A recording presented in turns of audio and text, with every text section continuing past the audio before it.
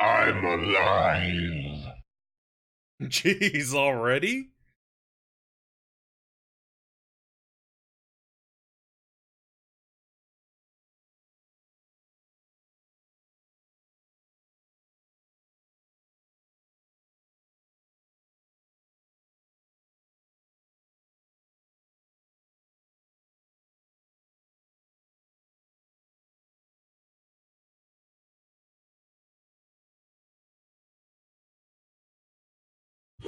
SEGA.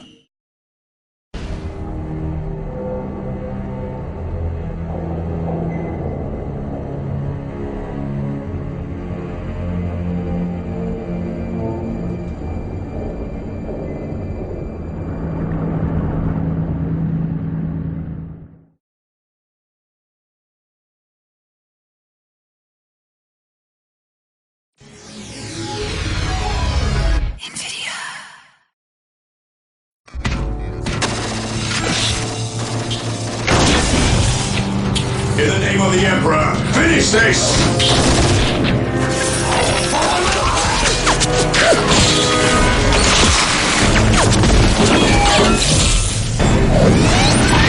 High ground, we'll gain the advantage!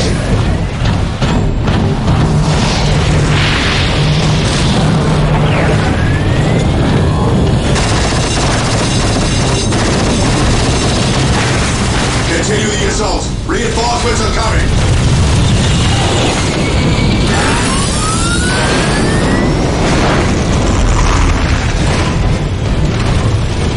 The monolith! We destroy that and this is over! Charge!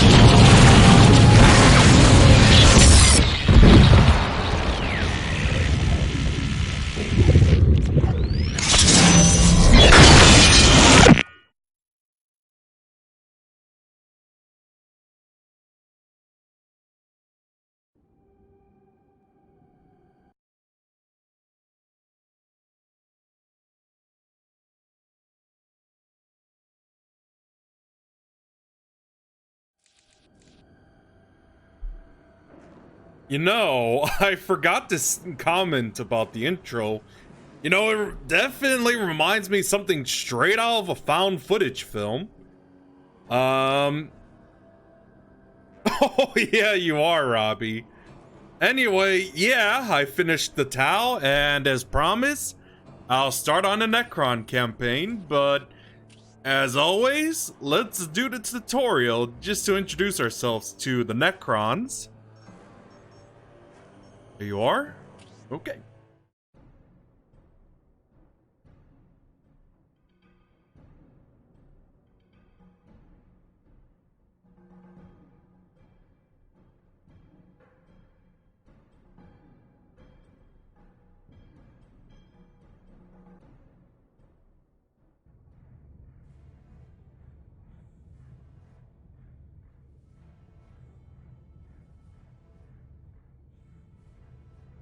Welcome to the Dawn of War tutorial.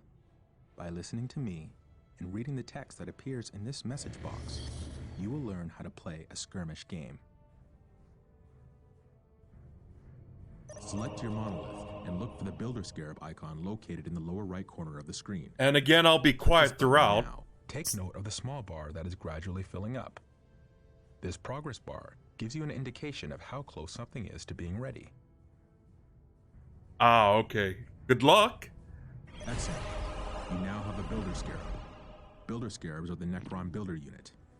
Anytime you wish to build a new structure, you must use a Builder Scarab drone. Your main objective when playing the Necrons is to revive the Monolith, a mobile fortress that begins each game dormant and buried in the sands. As you build secondary structures, you can revive your Monolith and gain access to more and more powerful units.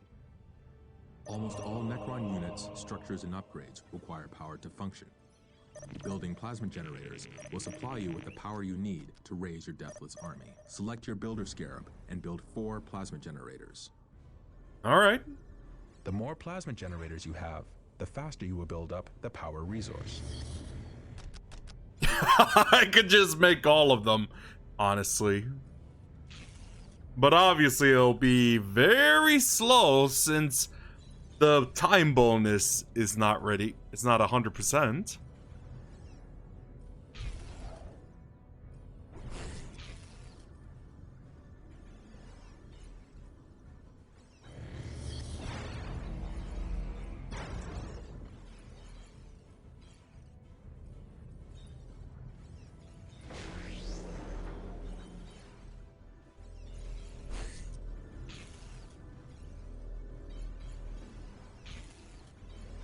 Yeah, let me help him out.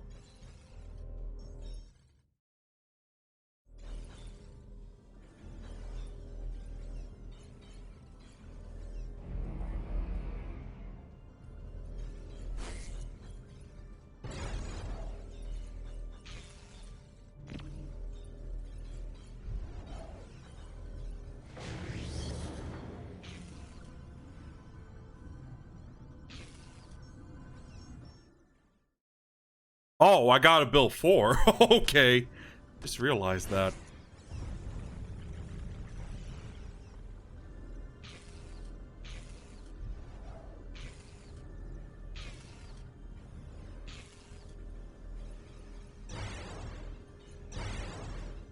Oh, I think that's the Necron Lord.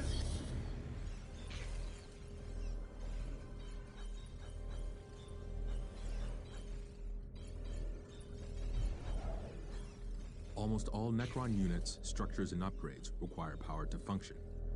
Building plasma generators will supply you with the power you need to raise your deathless army. Select your builder scarab and build 4 plasma generators. That's what I'm doing right now.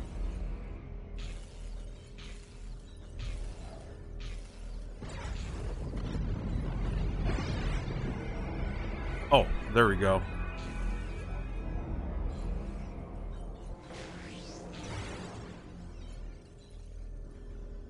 So, how's everyone doing tonight?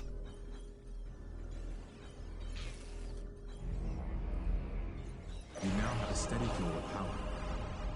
Plasma generators will continue to produce power at a constant rate. Note that there is a limit to how many plasma generators can be built per monolith.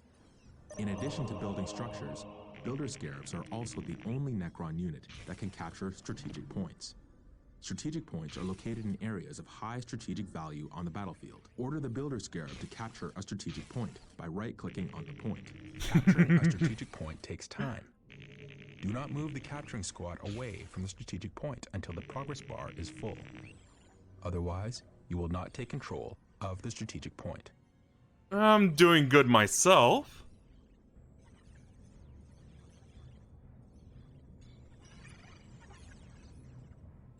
Just showing an intro to the Necron. With my color palette set, of course. Excellent. The point is ours. Select the builder scarab and build an obelisk on the captured strategic point. The obelisk fortifies your hold on a strategic point, which accelerates the speed at which you build units, structures, and research upgrades.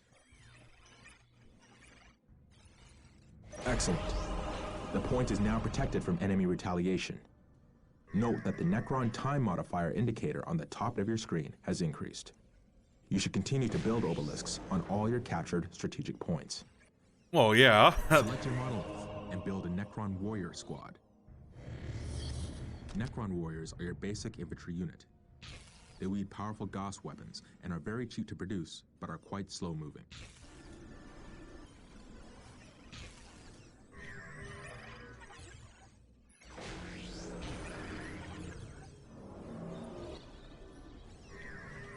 Almost to 100%. Excellent. You have built a squad of Necron warriors. Now we should focus on bringing our squads to full strength by reinforcing them. Reinforcing is the act of calling in additional troops to bring your squad to maximum combat effectiveness. Select a Necron warrior squad. Click the Reinforce Squad button to add 1 new unit to your squad. You can reinforce during battle in the event that a Necron warrior falls to the enemy. You can click the Reinforce Squad button multiple times to bring the squad to full strength. Congratulations. You have reinforced your Necron warrior squad. Like most races, Necrons can build a single hero unit to lead their entire force. This leader is the Necron Lord, an ancient This should be powerful this servant guy. of the Catan. Select the monolith and build the Necron Lord now. The Necron Lord is one of your most powerful units and can receive a variety of upgrades and special abilities. You'll notice that the Necron Lord's inactive body is already in pieces near your monolith. That's what I see.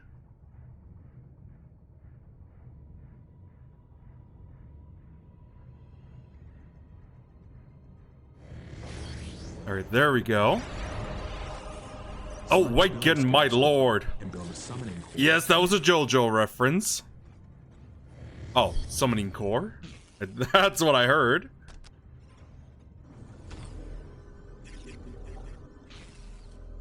You must build the summoning core in order to access more powerful units and to begin the revival of your monolith. Alright. I suppose in the meantime I'll build the rest of the power generators with what space I could make.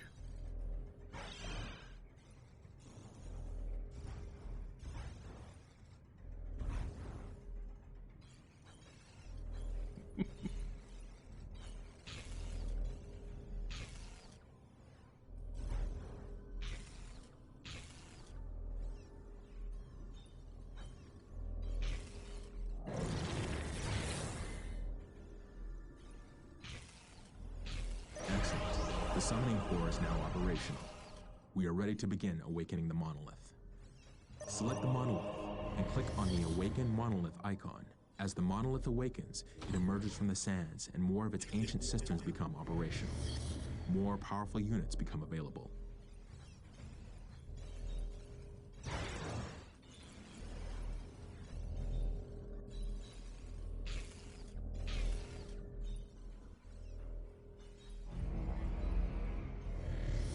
Yeah, it's slowly rising from the sand. In the meantime.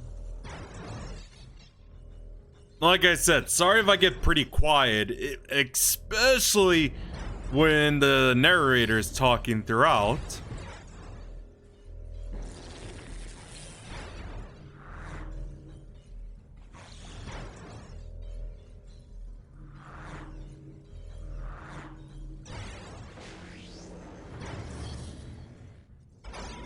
Oh, I could actually see the colors, my colors, on these buildings as well. The monolith is now awakened.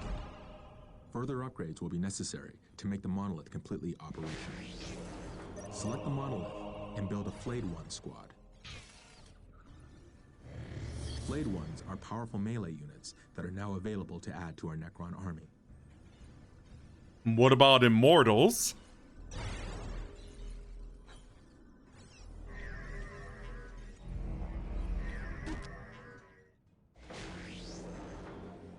Excellent. Your squad of Flayed Ones is now ready. You'll notice that the Flayed Ones haven't appeared on the battlefield yet. Indeed, these units can be called from their underground tombs anywhere your units can see, even in the midst of your enemies. Select your monolith. Notice the Flayed Ones icon in the display at the bottom center of your screen. This means a squad is ready to be deployed. Left-click on the squad icon, and then left-click anywhere on the map you have revealed. Select a squad of Builder Scarabs and build a Forbidden Archive. Alright.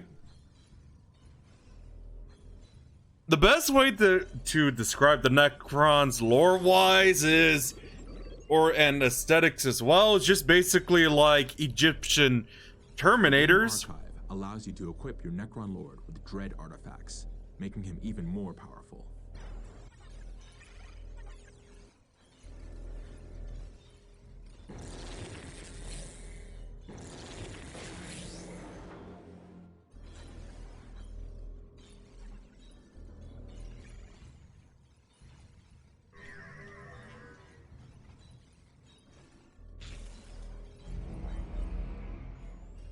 Excellent. The Forbidden Archive is ready. Select the Forbidden Archive. You'll notice several different icons on the right side of your screen. Each of these artifacts is a possible upgrade to the Necron Lord. Some icons are grayed out, meaning that artifact isn't available yet. Although there are many different artifacts available, you can never acquire more than 3 over the course of a single battle. So you need to choose your upgrades carefully. For this tutorial, we'll choose the Phylactery upgrade. Click on its icon now. Excellent. The Necron Lord is now equipped with a Phylactery. A swarm of small scarabs surround him, making him harder to hit and confounding his opponents. If you select the Necron Lord, you'll notice that the Phylactery icon has now appeared in the upgrades area. Oh, yeah. You have captured 3 strategic points and built obelisks on them. Taking and holding strategic points is key to defeating your enemies. You can capture critical locations, just like strategic points. In some multiplayer games, capturing and holding one or more of these critical locations can win you the game. You also get requisition from any critical locations you control. Use a squad to capture a critical location. Critical locations are points on the map that represent locations of critical strategic importance. Excellent. You've captured a critical location. Jeez, how long is this one Locations taking? Cannot have listening posts built on them. You must find other ways to hold them. Holding relics gives you access to your army's best units and vehicles. Hold on to them Hang on. to ensure you have access to your best technology. Use a squad to capture a relic. Relics are sacred points of great value. Excellent. You have captured a relic. You can build listening posts to fortify captured relics. You can also capture your opponent's relics to deny them access to their best units and technology. Select your Builder Scarab and build a greater summoning core. Yeah, let me get around to that now. Just like the Summoning Core, the Greater Summoning Core helps more of the monolith systems activate and allows you to build more powerful units. Many of these new units are large skimmers that serve the function in a Necron army that tanks and other vehicles do in other races' forces. Wonder if I could build a third. Okay, I can. Let me get around to that.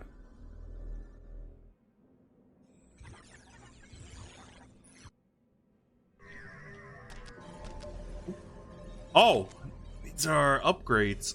Okay.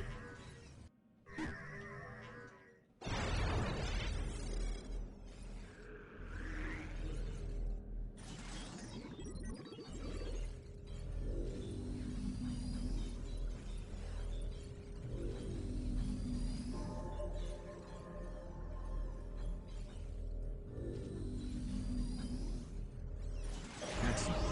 You now have the Greater Summoning Core. Select your monolith and build a Tomb Spider. Tomb Spiders are large skimmers with powerful melee attacks. They also have the ability to spawn additional Necron units. Like the Necron Lord, Tomb Spiders activate from their broken forms on the battlefield, rather than emerging from the monolith. Yeah, those were the things we were dealing with at the start of the Necron campaign. Excellent. You now have a Tomb Spider. Note that your monolith can only support a finite number of heavy units like the Tomb Spider. This limit is known as the vehicle cap. Once you have reached your maximum, you cannot build any more heavy units.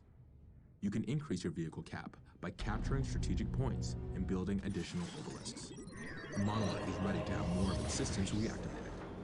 Select the monolith and click the Engaged Monolith icon. An engaged monolith allows you to spawn the most powerful Necron units and research powerful upgrades for your Necron Lord. One of them should be awakened by now. There we go. Now let me get him here. Let me build an obelisk here.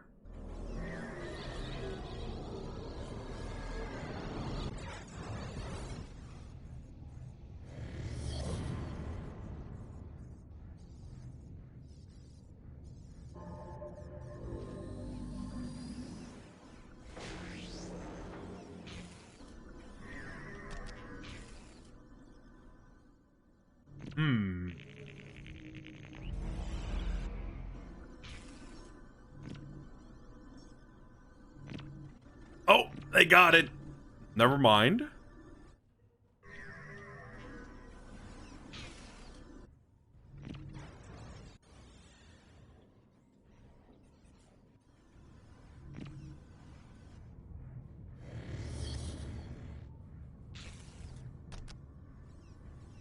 Excellent. Your monolith is now engaged and almost ready to take to the field. Select your Builder Scarab and build an energy core. This is the last component needed to bring the mighty monolith back to full functionality. It also allows your Necron Lord to assume the terrible essence of the Nightbringer. Yeah, basically the Grim Reaper guy we were just dealing with. And hi, Usagi, how are you doing tonight?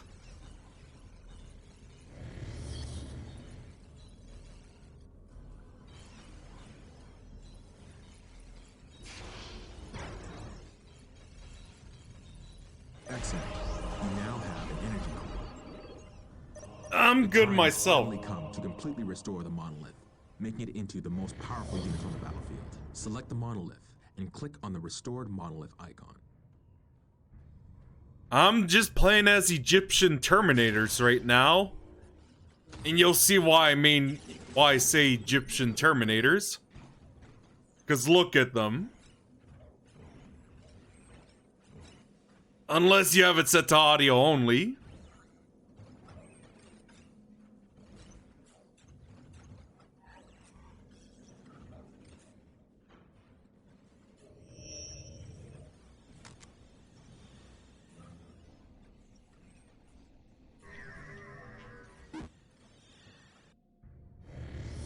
Once restored, the monolith will become a mobile fortress with incredible firepower. Although it moves slowly, the monolith can also teleport from one point to another, passing over enemy defenses with ease.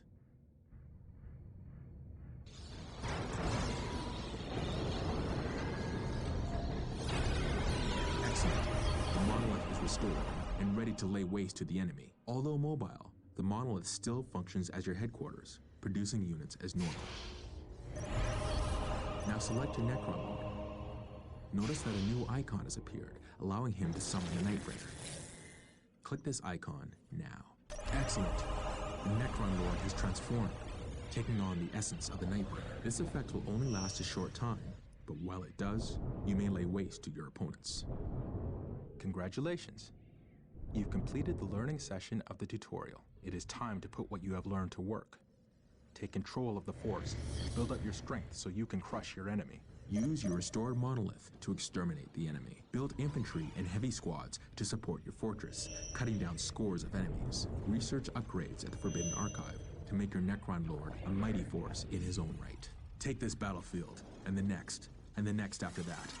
The fight will never end until the whole galaxy nice. is purged of life.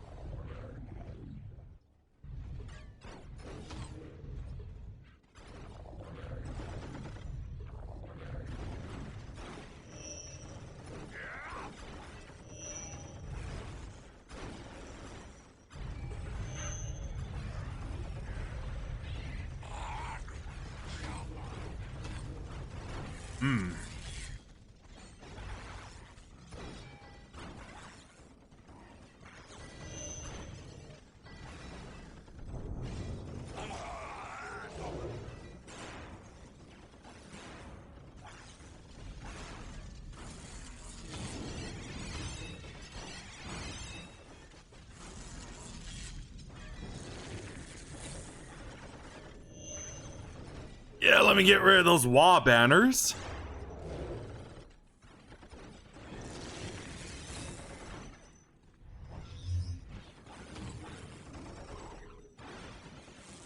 Okay, is that all of them?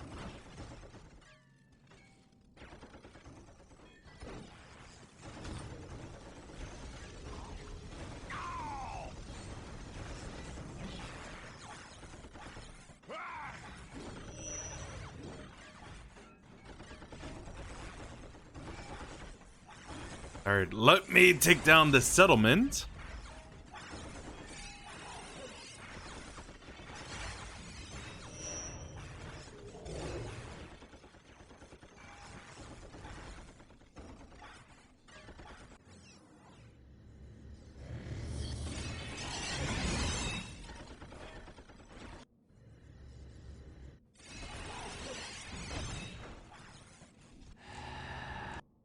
Alright.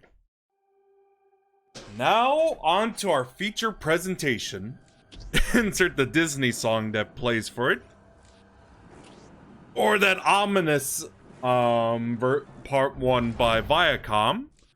And as always, I'm letting you know I'll be playing this on easy mode, which can be compared to Mega Man 2's normal mode, which means the enemies are weaker and I'm a lot more tougher to beat. I mean, yeah, I'm gonna be playing all 7 factions, so I don't want to get worn out with normal throughout. So let's get started. The planet Kronus, beset on all sides by the tides of war, this once quiet colony became a savage battlefield.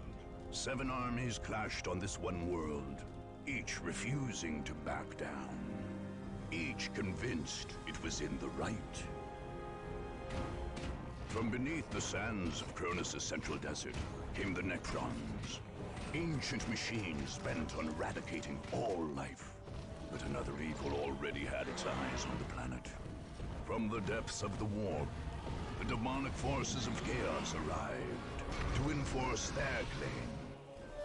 To oppose these fearsome powers, the planet's rulers in the Tau Empire sent their elite soldiers and sophisticated battlesuits into the fray.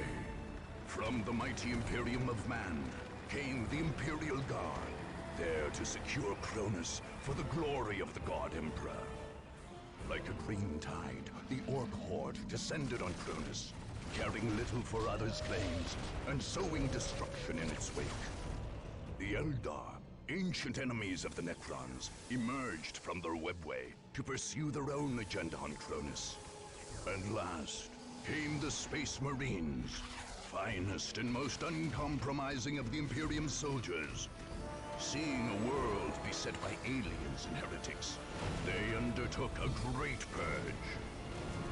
A dark crusade had begun. It could only end with the total victory of one of these factions, and the total defeat of all others. Ah, I see, Robbie. You're the Necron Lord of the Tomb World, the living called Kronus. Eons ago, you cut a swath of glorious extermination through the galaxy. Now the living infect this world anew, and you will wipe it clean. Raise your monoliths and march your deathless soldiers forward. The graves of your victims wait to be filled.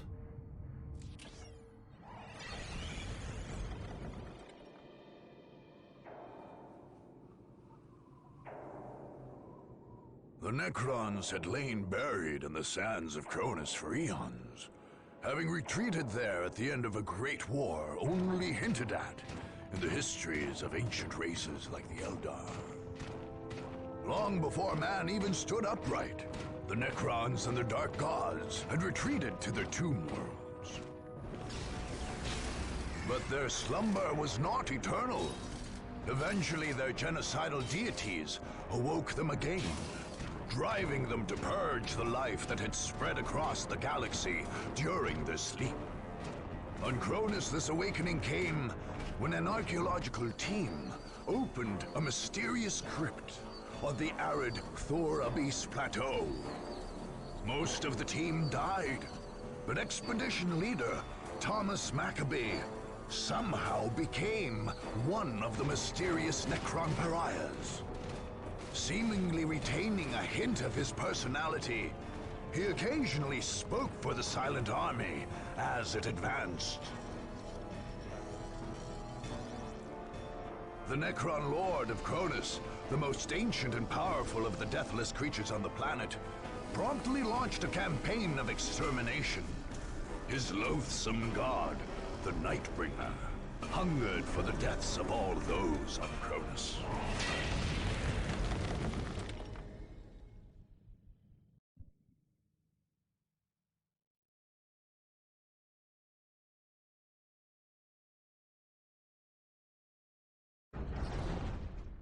Alright. So now that we got that out of the way, now I need to plan things like,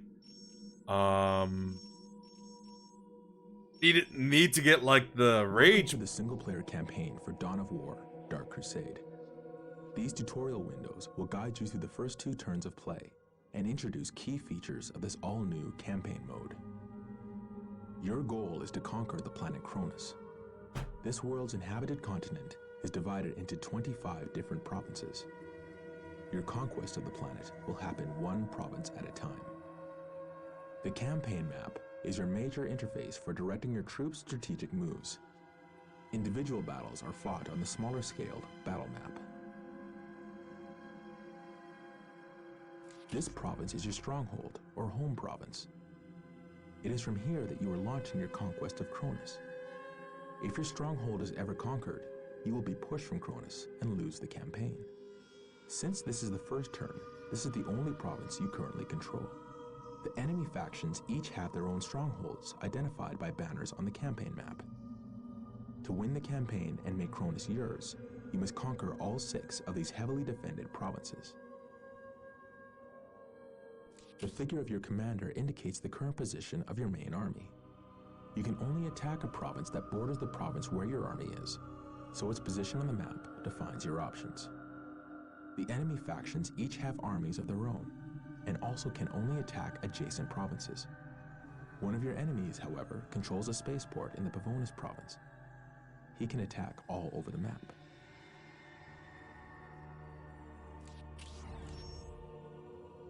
Oh, and congrats, Robbie. So yeah, my current plan is to get up to here. Arrows show you where your army can move or attack this turn. Red arrows indicate attacks into enemy provinces. Green arrows indicate moves into friendly provinces. Since this is your first turn and you only control your stronghold, you must attack an enemy province. To move to or attack a province, left-click to select that province, and then click on the Attack or Move button in the right panel. We should begin by attacking an enemy province. Select the province you want to attack and click the Attack button. Left-clicking on a province always brings up these arrows, unless you have no more moves left this turn. Okay, is that it? This screen provides you with a snapshot of your progress in conquering the planet Kronus. It includes a running tally of your conquests, your commander statistics, your honor guard, and more.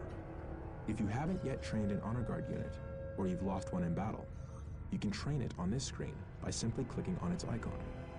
You can also access the War Gear screen from here. As you conquer more and more provinces, you'll be awarded pieces of special equipment for your commander. This equipment is called War Gear. You will never be awarded a specific piece of War Gear. Instead, for each award, you get to choose one piece from the list on this screen. Note that you may have to get some pieces of War Gear to unlock other, more powerful versions. Yeah, so the first one I want to get, mainly thanks to when I played Soulstorm against the Dark Eldar, I'll obviously get the Death Mask first because it reveals infiltrated units. And I know we're going to be dealing with that with the Tau. So now let's get started. This shows you the forces you are leading into an attack and allows you to return to the campaign map if you decide you want to attack later. Since this is your first attack, most options aren't yet available. When you're ready to attack, just click on the Attack button. This will take you to the battle map, where you will face enemies in a game of Dawn of War.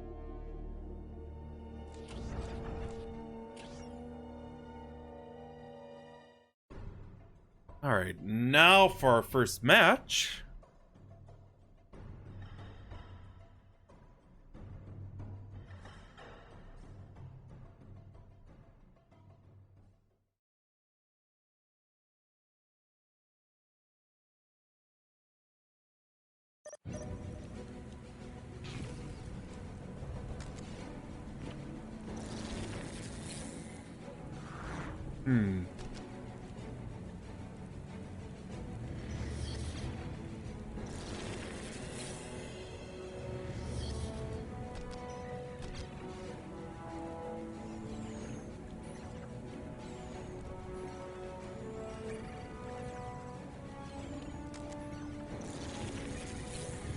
Yeah, I'll just send 2 Necron warriors as a backup for now. Till then, I gotta build.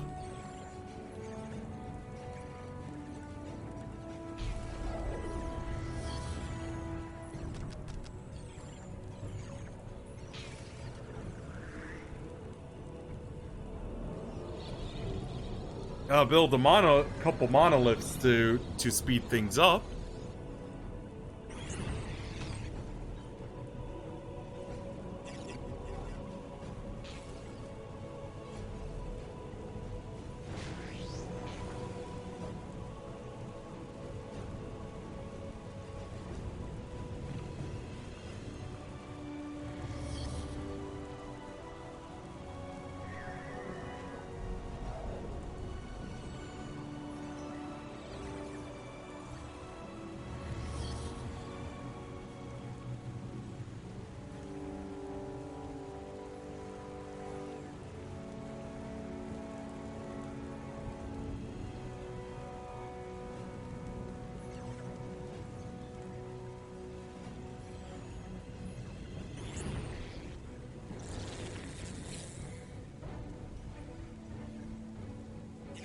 Alright, now let's go.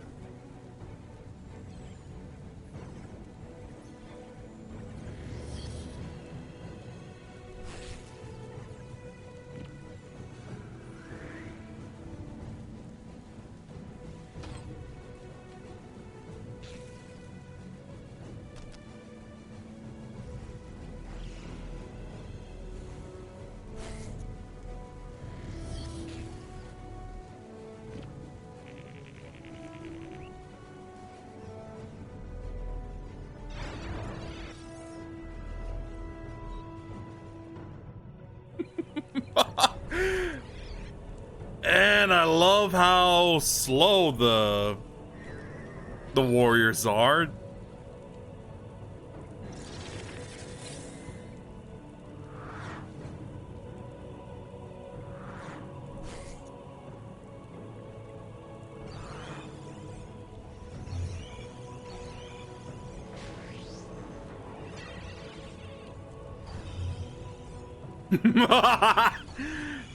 Yeah, just to not have them take that relic.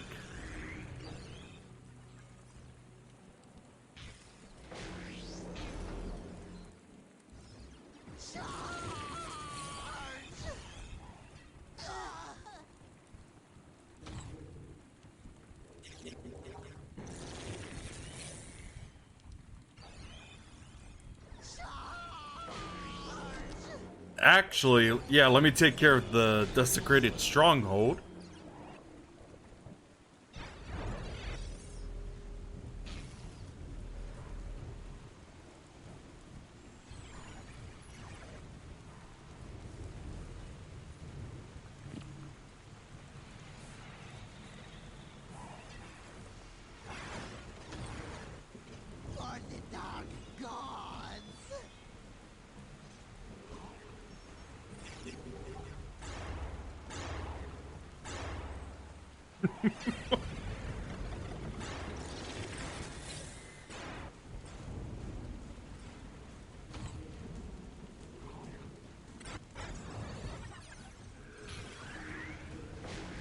Yeah, let me build another obelisk. You know, I can't help but think, every time I think of the word obelisk, I always think of, like, the Yu-Gi-Oh card, Obelisk the Tormentor.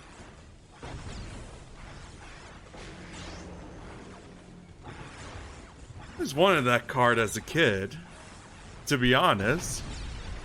Though I don't know if it's still useful now.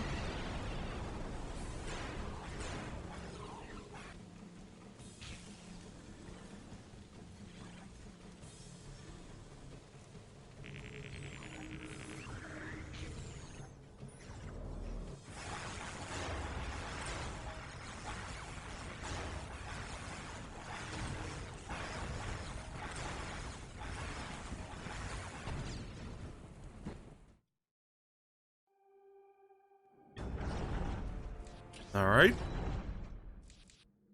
Death Mask. I suppose I'll get the armors ready for now.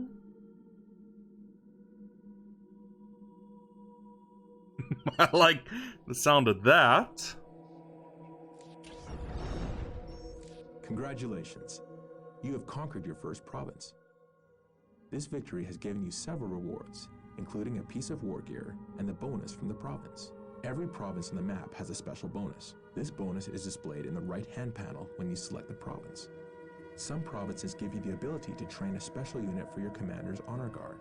Once trained, these units accompany your commander into the initial stages of battle. You can train these units, or retrain them if they are destroyed in battle, from the commander screen or the attack screen. Other provinces give you special abilities, like the Era's Badlands, which gives you the ability to attack twice per turn. This is the province that you've just conquered. Notice that it has changed to your color, and that your army is now here. Whenever you conquer a province, your army moves to that province. You can only move or attack once per turn, so your turn is effectively over. Next turn, new provinces will be available for you to attack. When you are ready to let the enemy factions act, click on the End Turn button. But before I do that, let me save.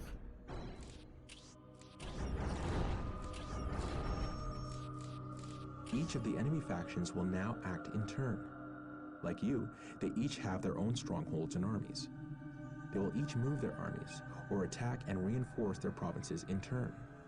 Pay attention to where your enemy's armies are. Armies will reinforce nearby friendly provinces under attack, bolstering the defense with additional troops.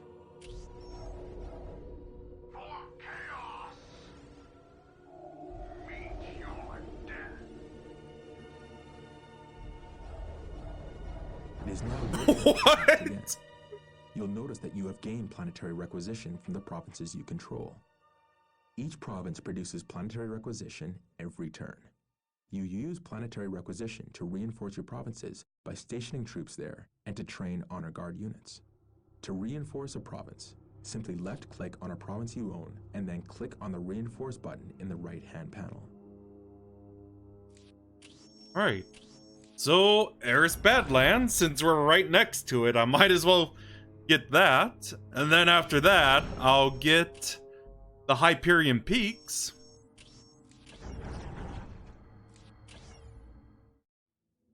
It was during the Horus Heresy that the influence of chaos first drove Space Marine against Space Marine. Kronus witnessed some of this terrible fighting, and the heretics of those ancient times left behind them terrible artifacts. In the desolate Ares Badlands stood one such talisman, an ancient icon of the blood god Khorne. With war sweeping Kronus once more, a demon within the icon awoke. It fed on the souls of those slain in combat, and promised gifts to whoever would slake its thirst for blood. Even the warriors of the Imperium ended up feeding the fiend as they fought across the Badlands to prevent others from claiming this prize. The faithful tried to ignore the whispers the demons slipped into their minds, but every death still fed its dark appetite. In the end, whoever controlled the Ares Badlands would gain a measure of the demon's fury, allowing them to launch attack after attack against their enemies. So, same deal as before. Just gotta kill enough people to have the power of the blood god. Kill the designated number of enemies. Number of enemy troops or vehicles to gain the power of the daemon of Khorne, or to prevent others from doing so. 140 we gotta kill.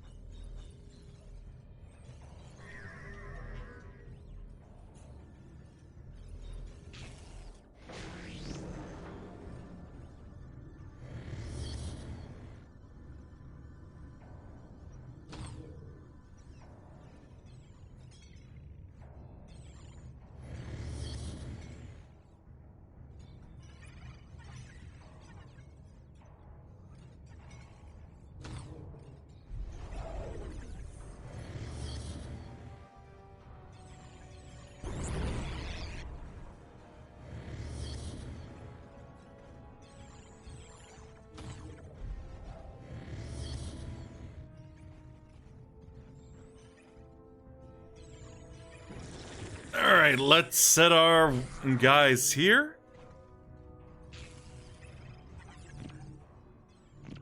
Then I'll build all the obelisk in the meantime.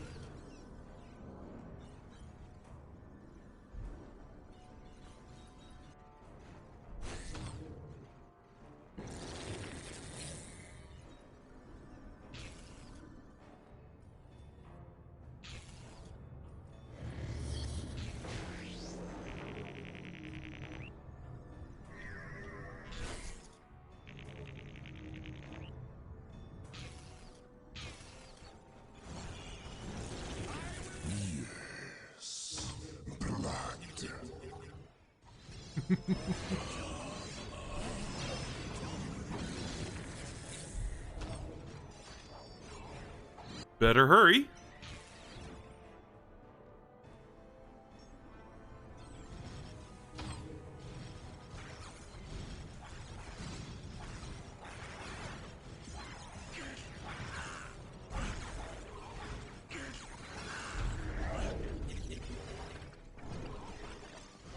Yeah, let me take care of that real quick.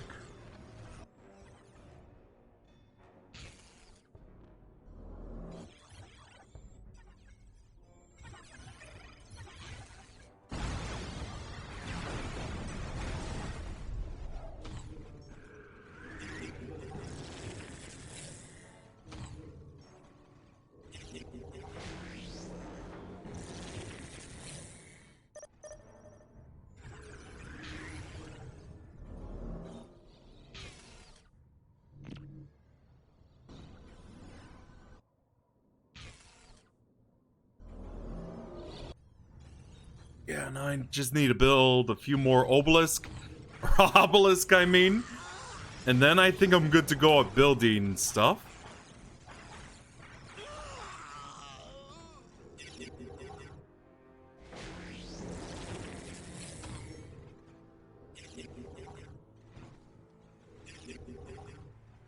Yeah, let me put him by the Relic.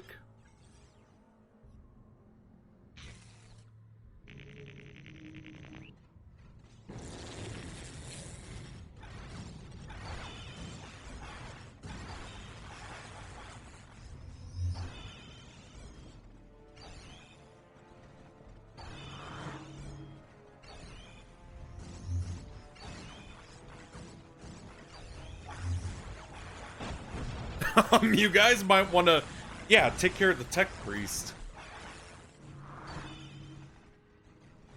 Get rid of the commissar.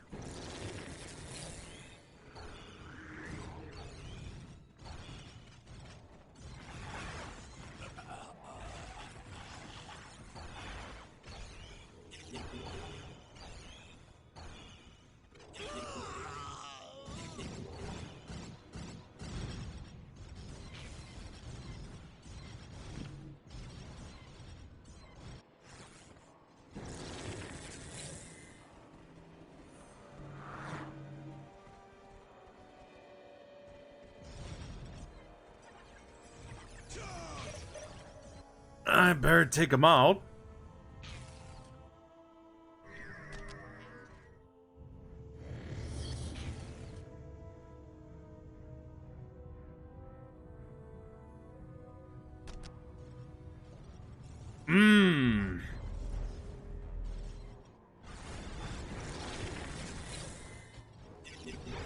Better get back to the monolith.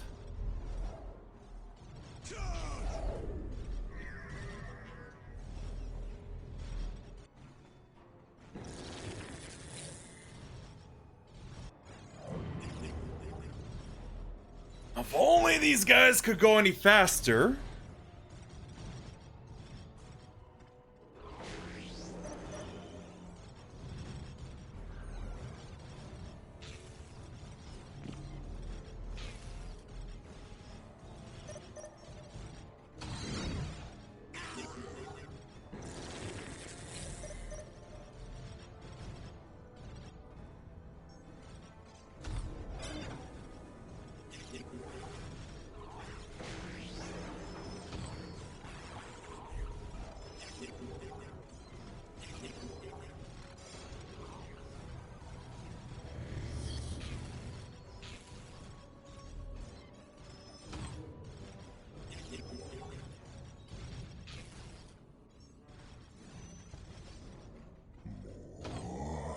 You must kill more of them. Yeah, I know.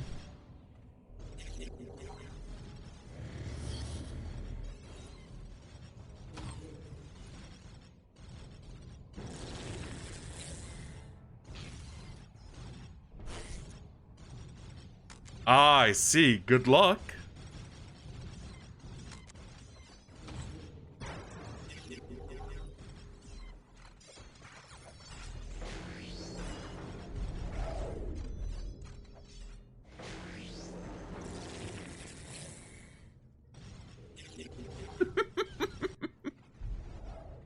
Hopefully I have enough for, I'll probably just build the rest of them.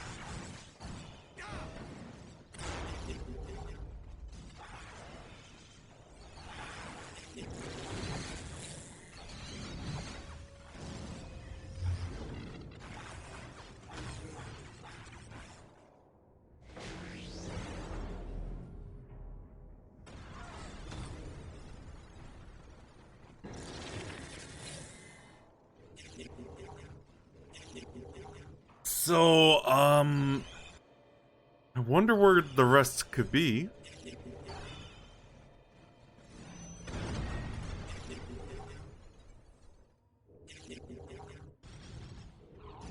Well, that answers my question.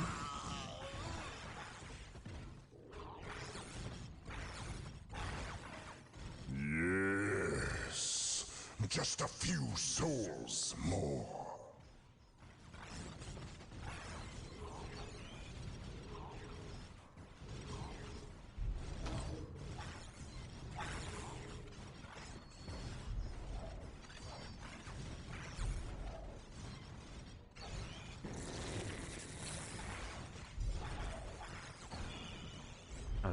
Yep, 10 more.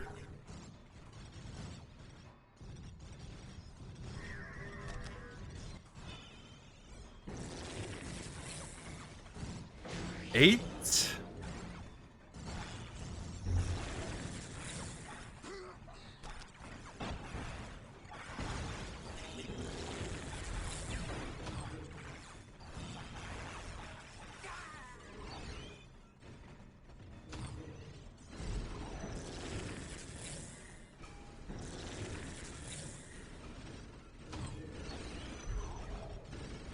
That's enough.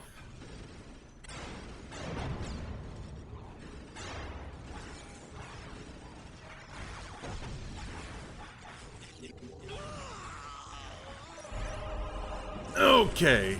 The power of the Blood God shall be yours.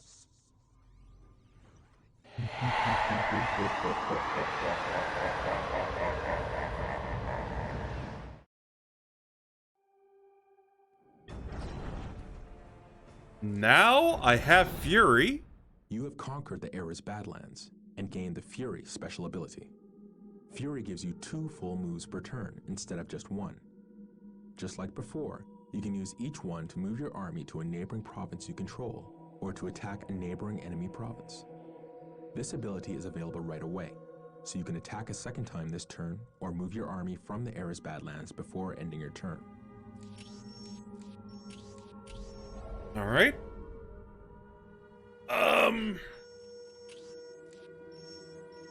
So I guess I'll make my path to the Hyperion Peaks. Save right here.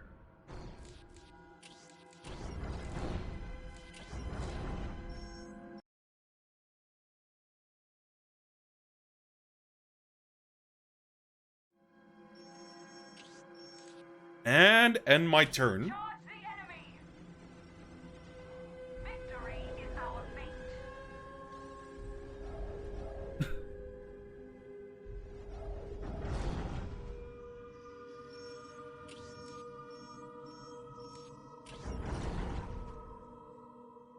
Alright, so this is a no-brainer where this would be.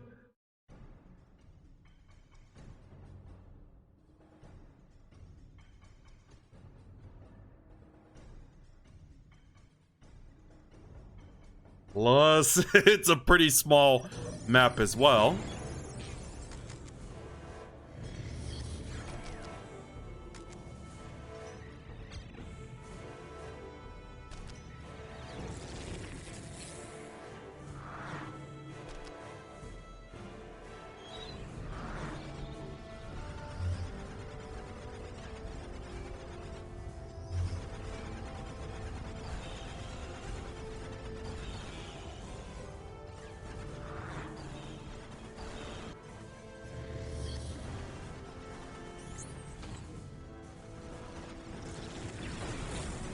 Let me destroy the turrets and then the Chaos Space Marine.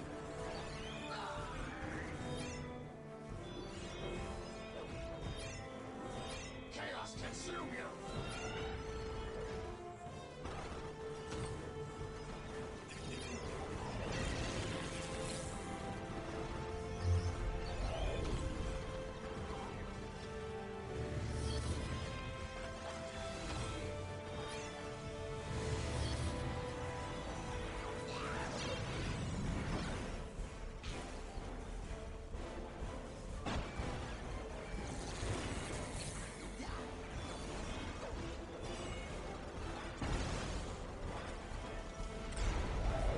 Yeah, you better hurry.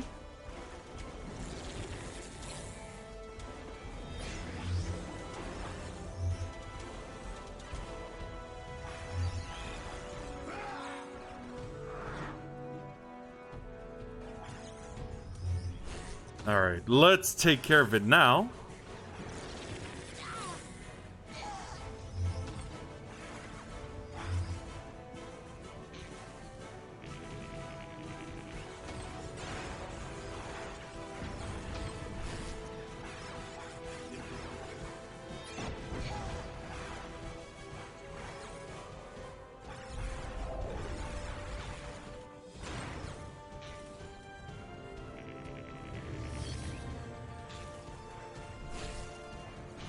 Might as well.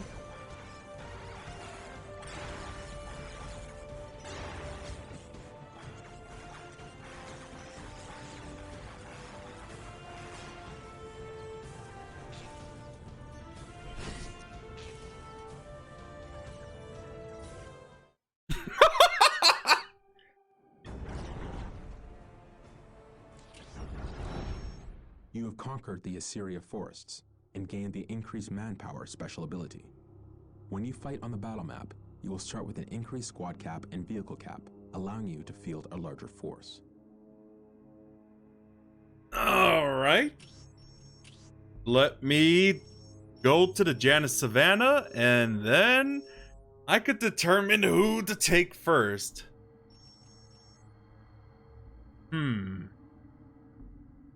We'll see how things go. If I could get it early, I might as well get the Imperial Guard just for Robbie, because like I said, there's a voice he'll really appreciate. Alright, Janus Savannah. And then the Hyperion Peaks next.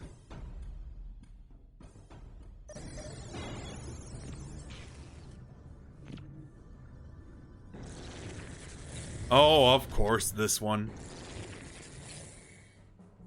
I'll just bring my Necron Guard, my Necron Lord here.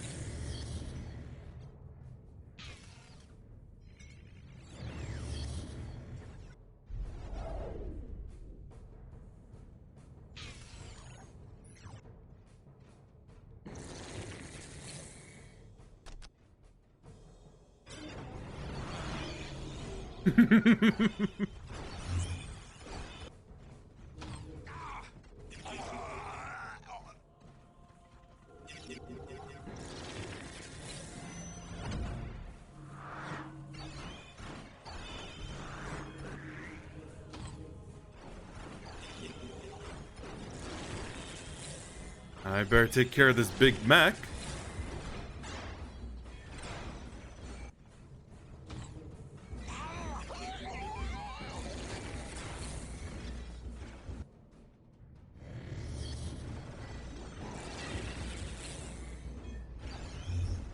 Yeah, let me get rid of this boy's hut. This boy's hut. Or the boy's hut.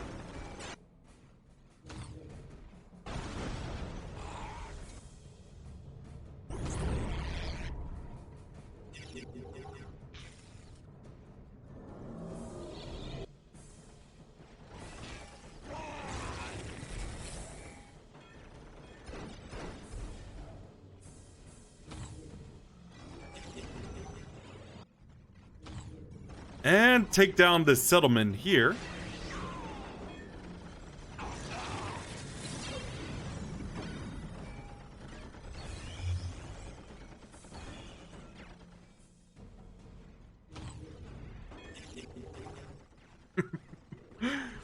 Get rid of these Gretchen squads.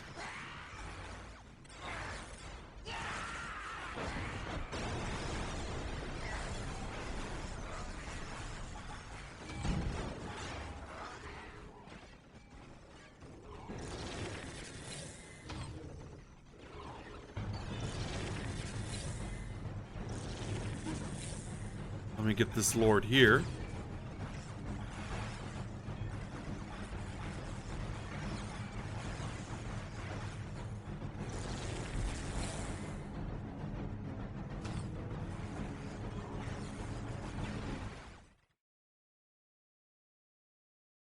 Oh, okay. Yeah, I just noticed the drop frame rates on the browser.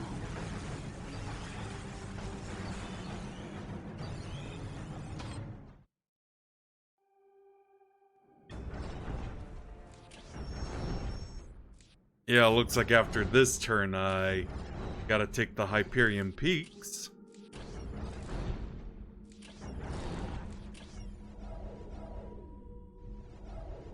Are they gonna do anything? One of your provinces is under attack. You can choose to fight on the battle map or to auto-resolve this battle. Auto-resolving can be dangerous, however, since it depends on the relative strength of your province and the attacker's forces. You always have a better chance of winning if you fight the battle yourself. There are also pieces of war gear that can only be earned by fighting defensive battles on the battle map, so you should think carefully before auto-resolving. If you choose to fight and your army is on the province or one that neighbors it, your commander and his honor guard will join the defense. If not, you'll have to make do with whatever forces are garrisoned there.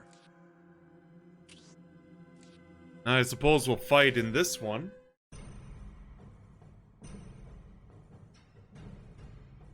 So, what's the deal with this after...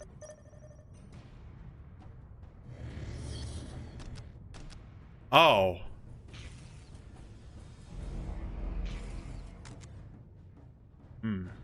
I better get the army prepared, so it's just a standard campaign. Alright.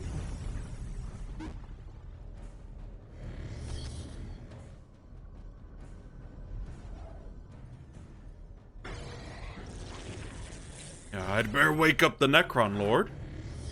Thank God I have like 100% building speed.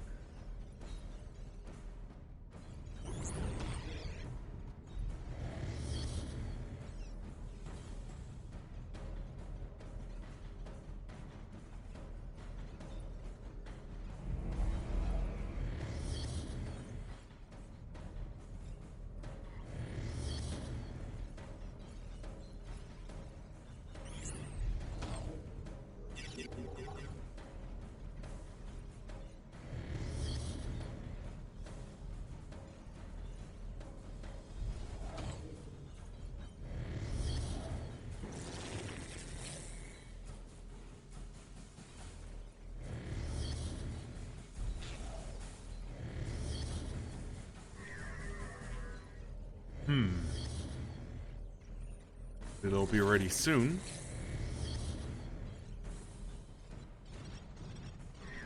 Because that's why.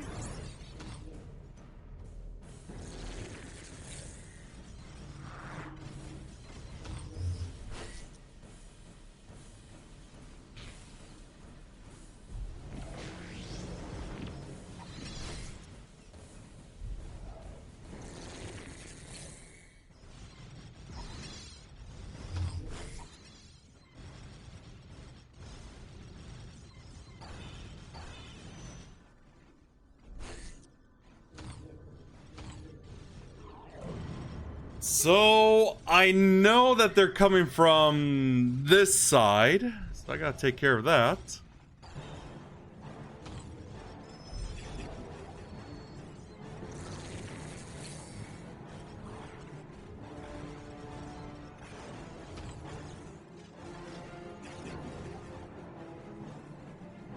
Alright, let's get over here.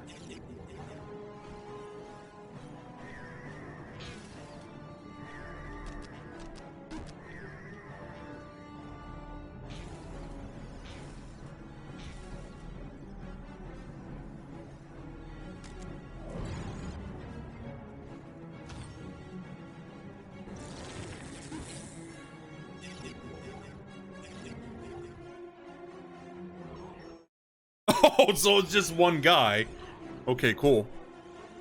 Let me get rid of these before they release the ATSTs.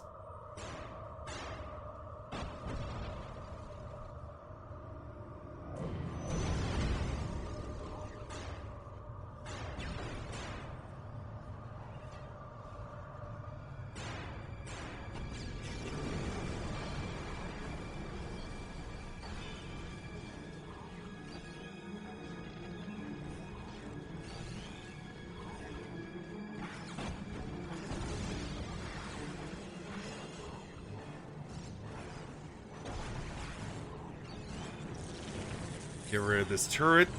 Get rid of the tech priest here.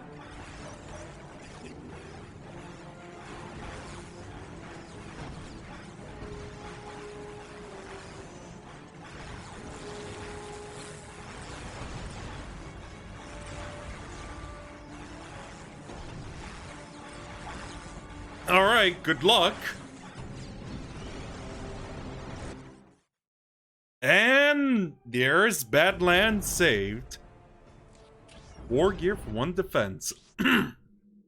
Yeah, let's go with Death Shroud for that speed increase.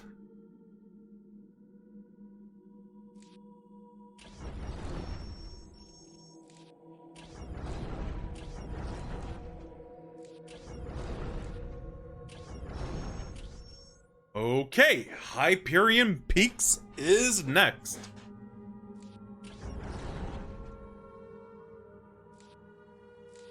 Oh, let me save right here, especially after what I got awarded with, just for defending this. Alright.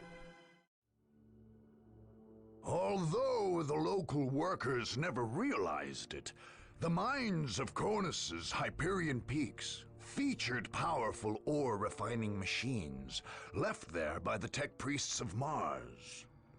These ancient ore processing and field manufacturing plants took on a more martial aspect during the Dark Crusade.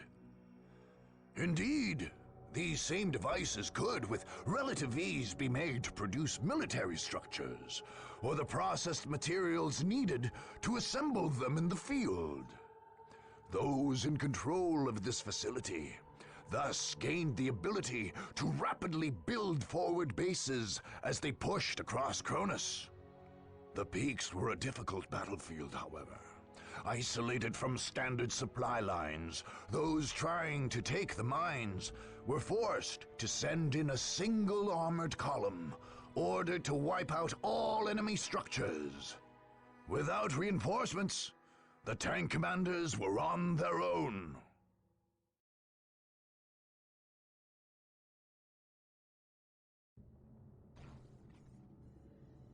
Whoa there! I think I have an idea. Well, I'm gonna get these guys to the center. Oh, right. I could just build my obelisk here with the builder scarabs. Pretty handy.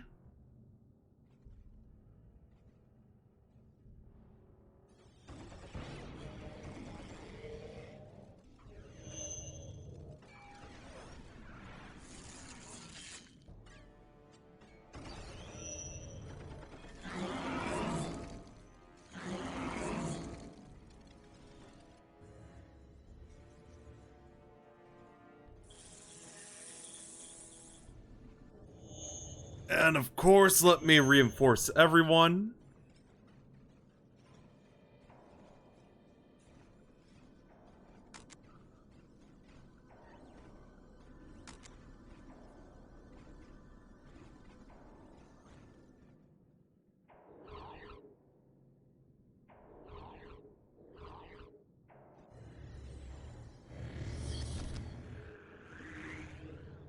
Surprise!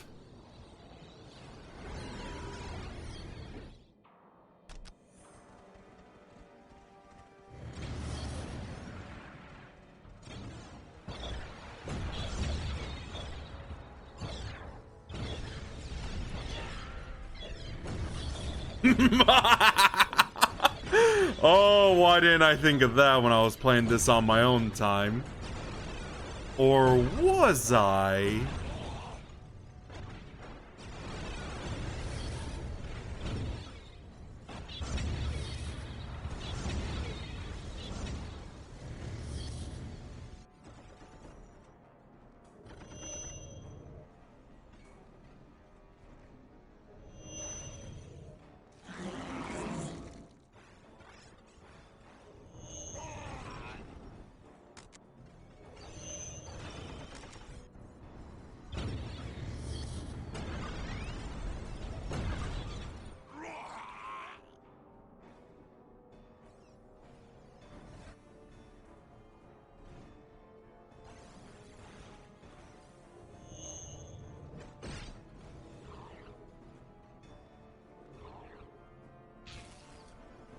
Oh, right. Obelisk.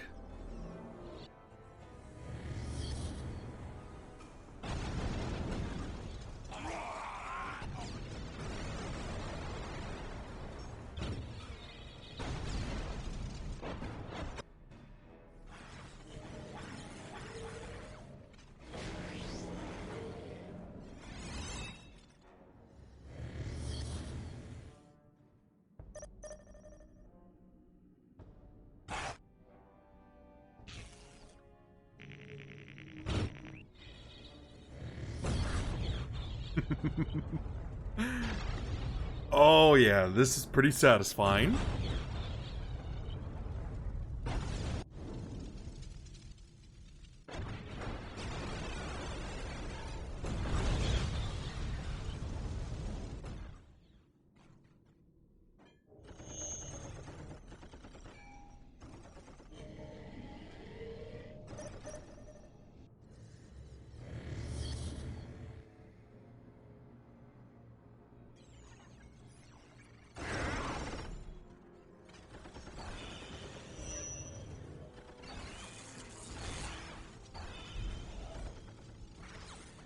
Alright, let me use these immortals against this building.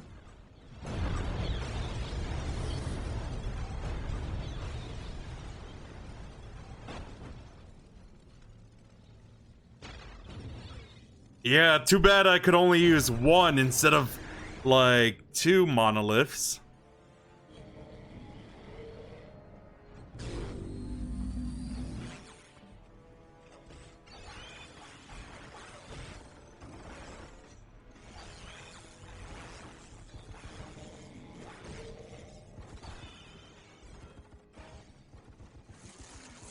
Alright, the immortals could take care of these.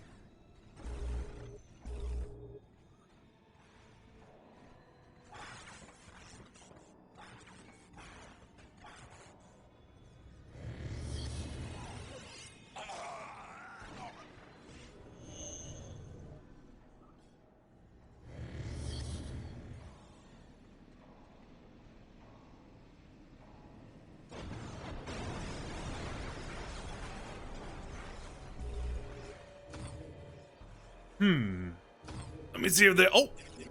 There is more stuff to come.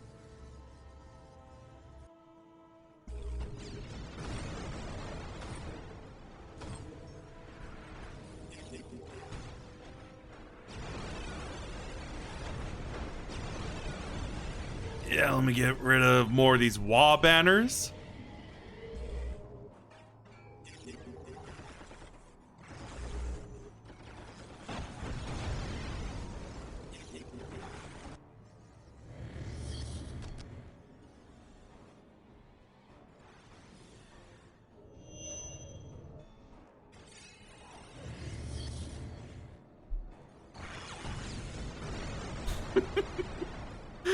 Oh, the slowness of these monoliths. Jeez.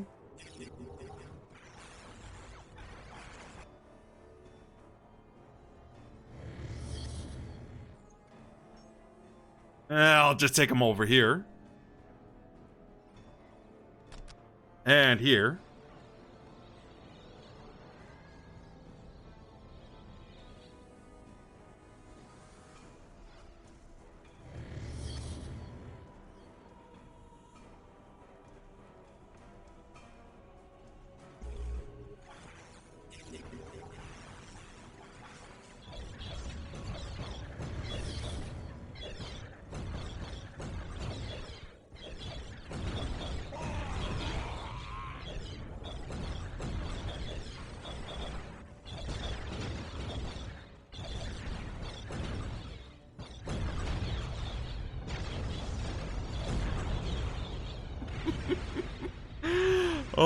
Oh my god.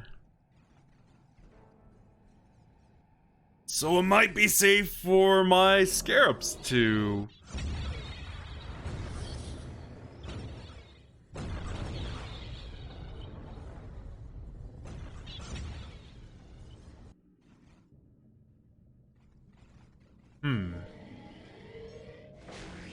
Let me see what vehicles I have. Gather them around. While my monoliths are doing the job, I might as well just have these vehicles, like the destroyer and the heavy destroyers, to not you, just the destroyers.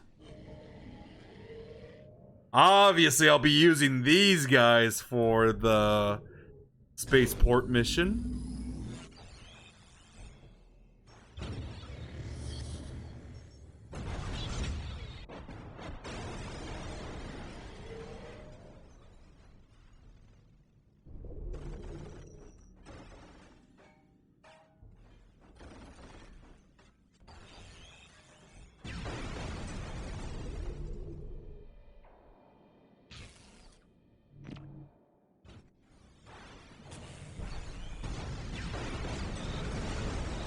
Alright, that takes care of that.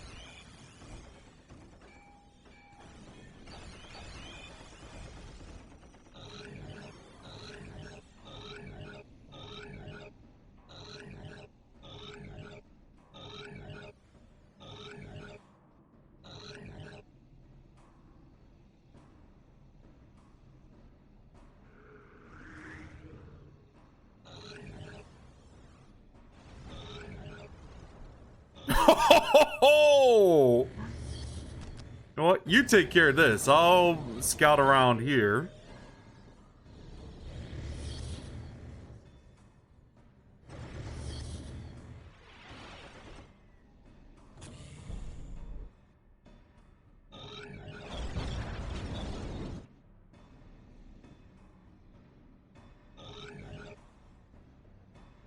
So there's 2 more buildings left. Alright, good luck.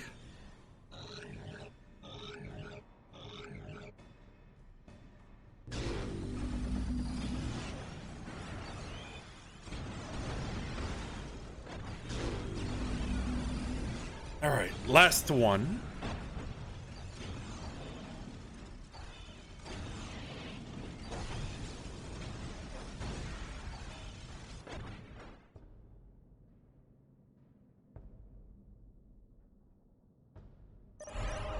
That's all of them.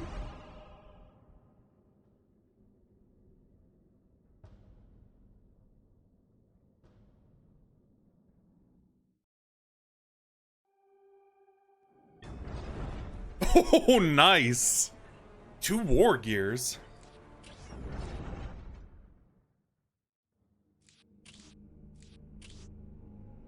Yeah, let's go with these, and then the armor will be done.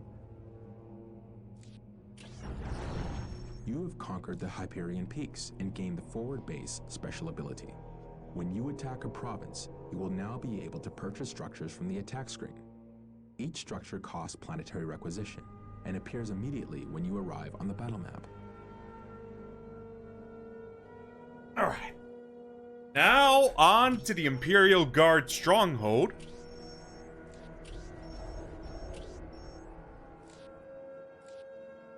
Save here.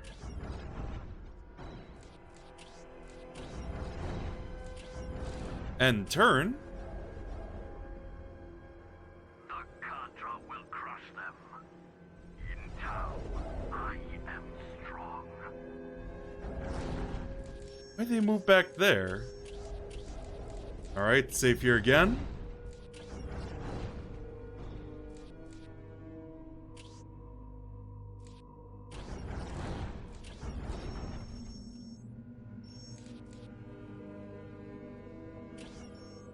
Charge! We must withdraw. I was wondering. Oh! I knew it. Yeah, let's take him out.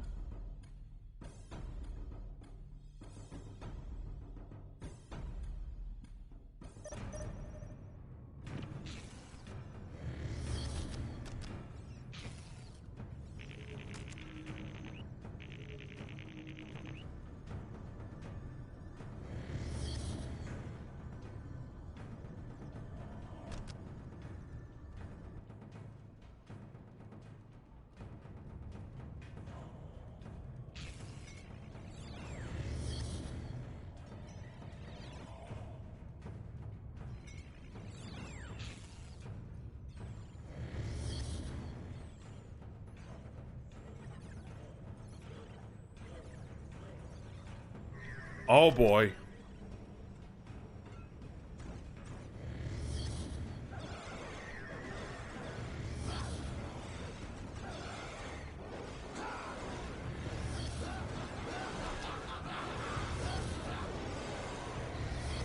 Come on.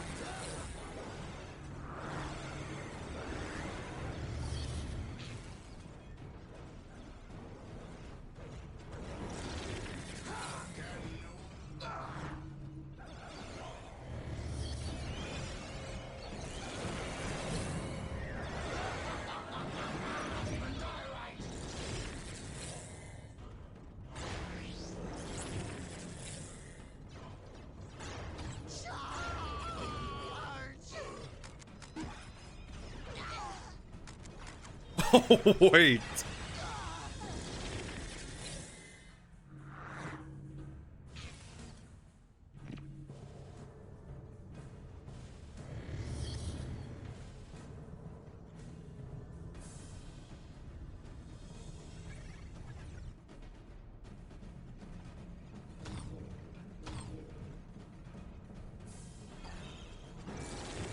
Let me take care of more of those Chaos Space Marines.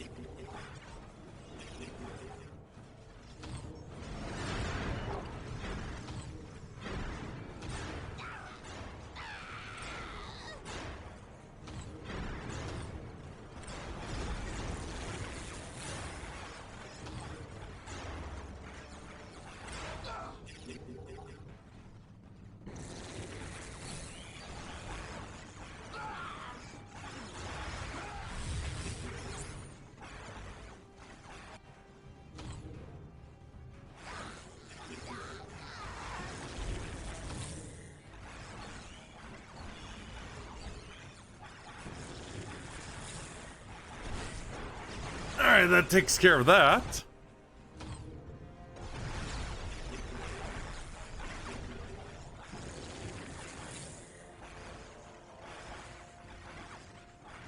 Oh, congrats. Yeah, I love how we're just talking about Zelda in the chat, and I'm just like taking down Chaos Space Marines as Egyptian Terminators, as I like to call them. By Terminators, I mean the one with the Arnold movie.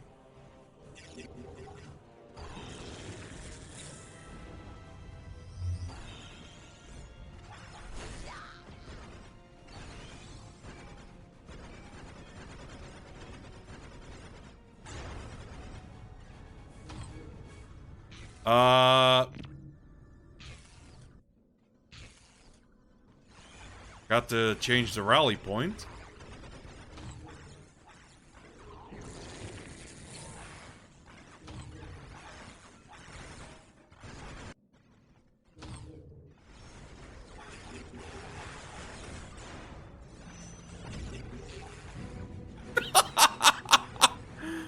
Well, since he's here, I might as well just take the critical point. Let me prevent any further Space Marines coming out of the warp. Out of the Chaos Temple.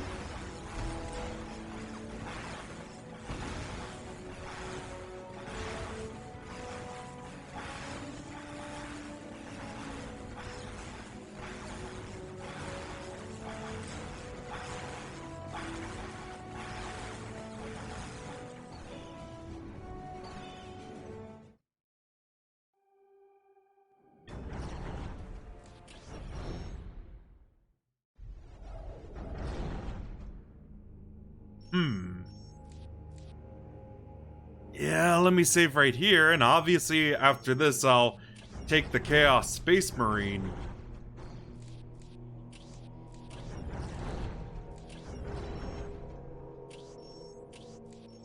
Space Marine stronghold. So now on to the Imperial Guard stronghold, or Astra Militarum.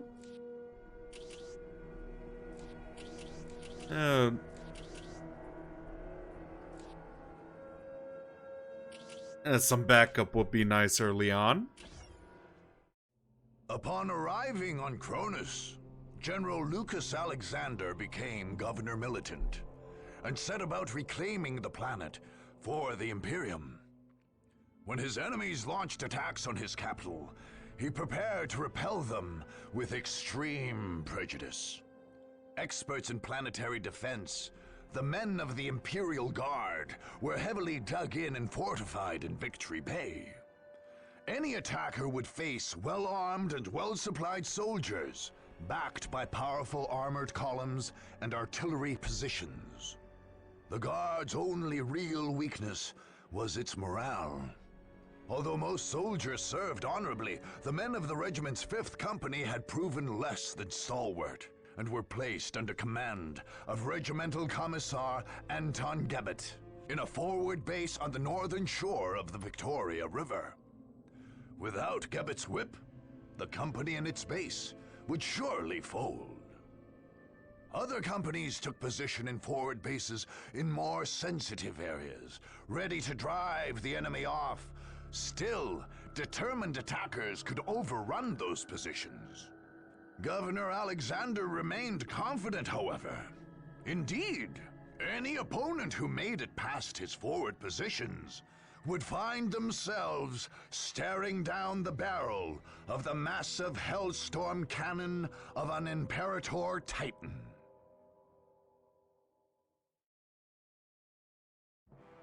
You'll find this interesting if you have the stream on, Robbie. 5th Company, this is the moment of truth. You will not fear. You will not falter. You will not give a single step to the enemy. But sir... If you will not serve in combat, then you will serve on the firing line. Enemies of the Imperium, hear me. You have come here to die. The immortal Emperor is with us, and we are invincible. His soldiers will strike you down. His war machines will crush you under their treads. His mighty guns will bring the very sky crashing down upon you. You cannot win. The Emperor has given us his greatest weapon to wield. So make yourselves ready. We are the 1st Kronus Regiment, and today is our victory day.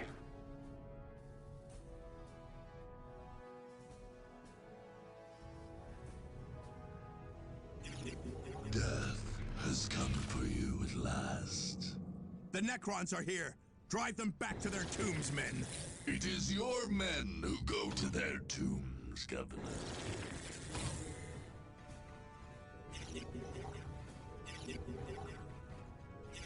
Yeah, just to deal with the tanks again. Destroy all installations within the Imperial Guard main base on the northern side of the river. This will force the Imperial Guard from the planet.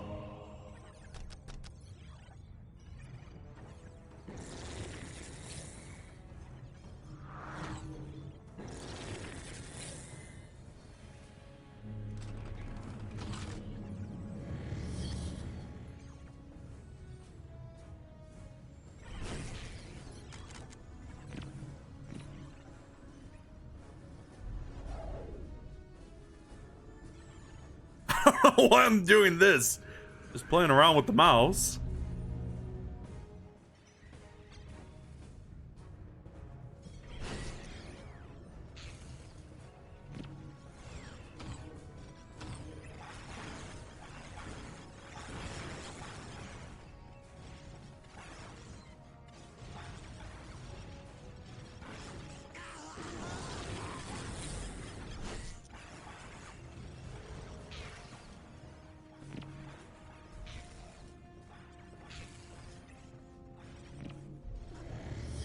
I should awaken the monolith.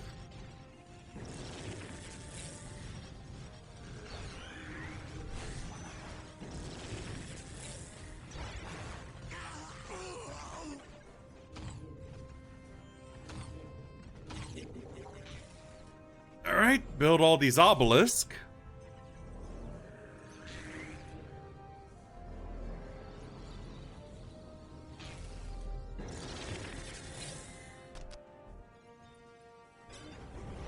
You won't take Victory Bay that easily.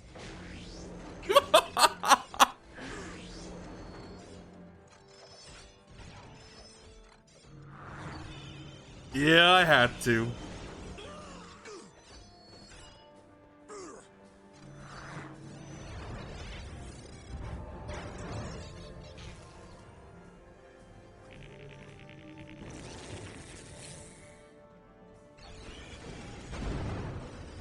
I have the enemy in my sights.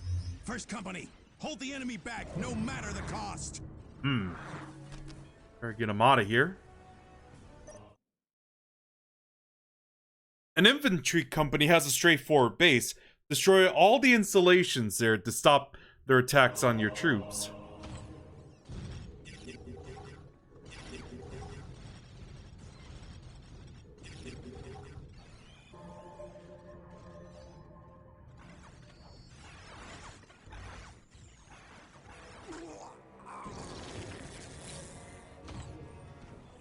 Okay, I'd better take care of all these buildings.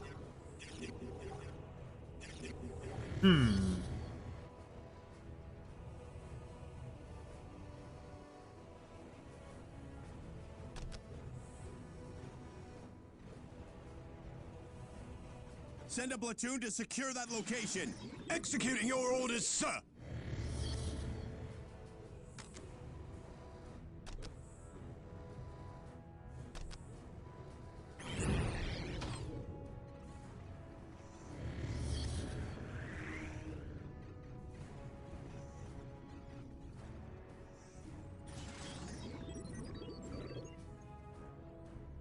Yeah, I could just go with 2 warriors and 3 immortals. Especially dealing with that and some of the enemies as well. So when is the Vindicare Assassin gonna come around?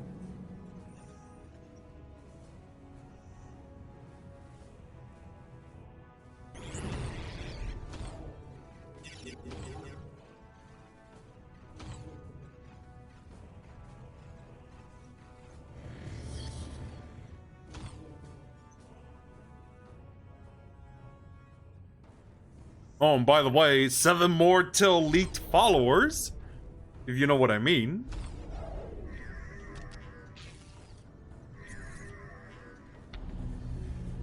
Ooh, I definitely need that.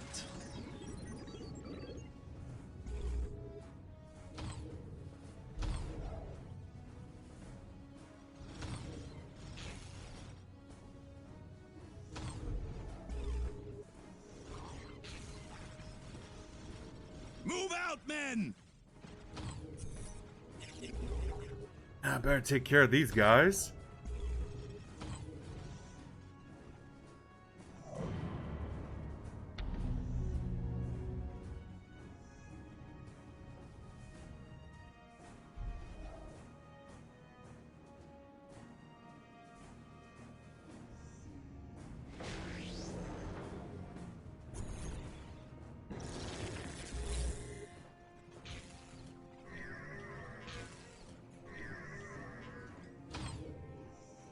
Alright.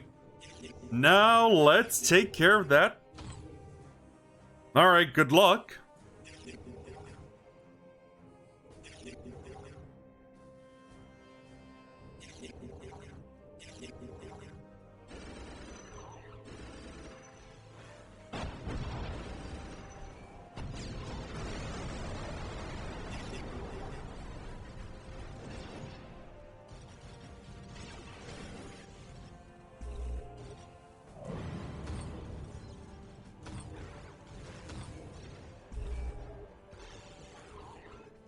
I get rid of those turrets. And those Imperial guards over there.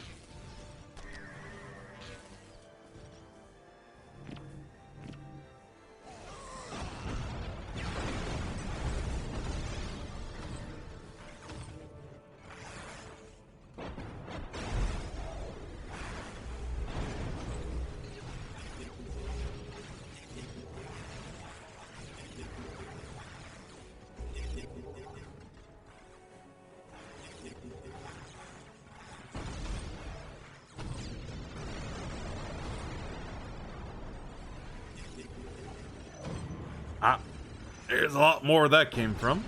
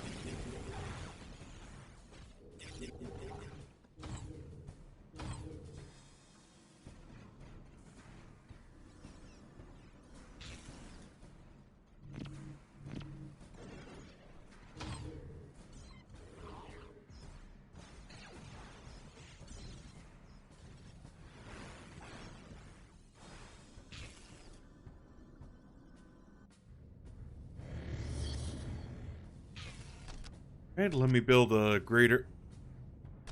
That's not it. There we go.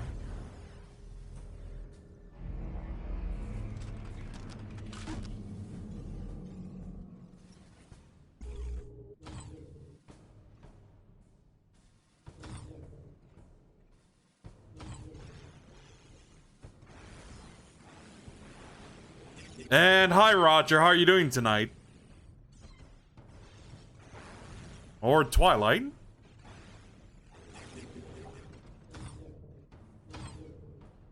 Okay, so let's... Oh, finally. And have fun. I'm doing good myself. I'm at the Imperial Guard Stronghold now.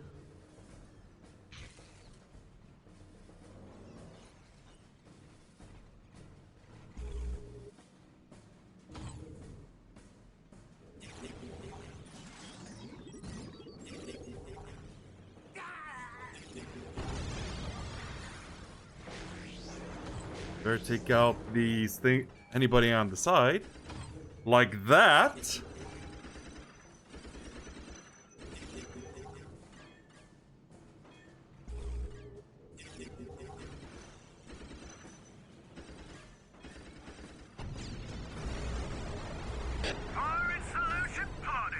Now you will see what it means to face the Imperial Guard. Artillery, open fire!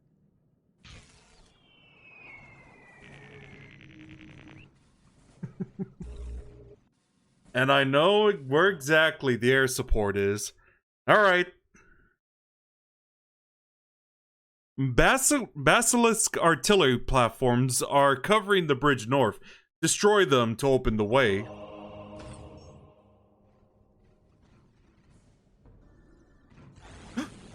Oh, I better keep that destroyed before any other tech priest builds them up.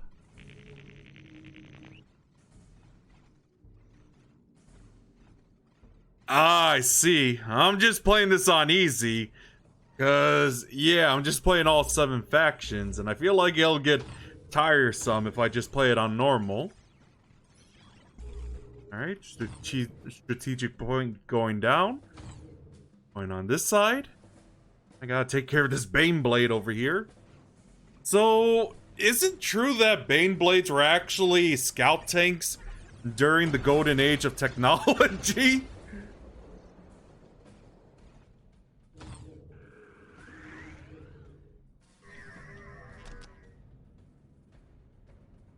Yeah. I know some people would like to see me play on normal, but this is a live stream. I don't want to drag on stuff like this forever. Let's all just have fun and just watch me talk and play. There were scary things like knights. Oh yeah, I've heard about those, yeah. And titans.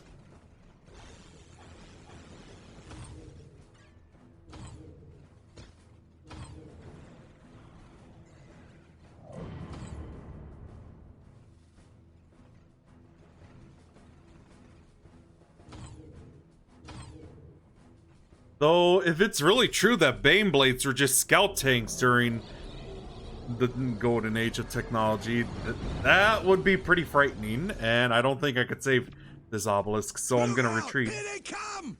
Second Mechanized Company, the enemy is at your doorstep. Push them back, damn it!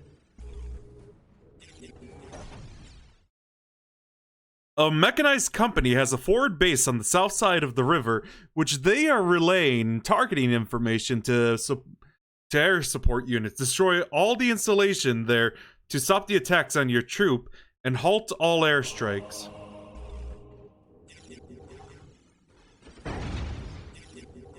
Oh, yeah.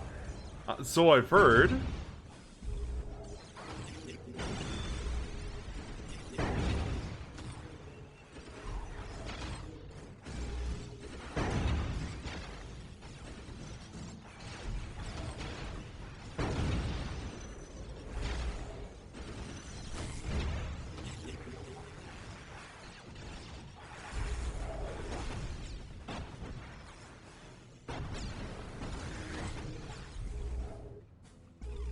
Alright, let's take everything out. Oh. It's still intact. The strategic point.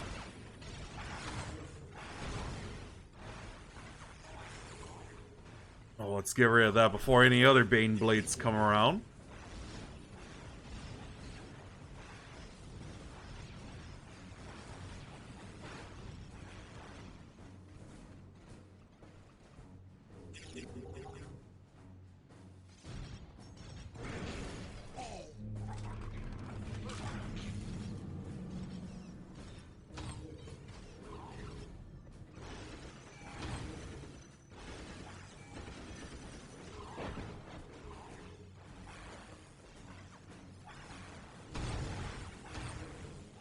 Take it back from the men. Sir, yes, sir. The enemy has knocked out Second Company's fire control system. Our air support is gone. Okay, now I just need... I'll just take this one as well. I'll escort the Scarabs in the meantime to each strategic point over here to take down the Basilisk.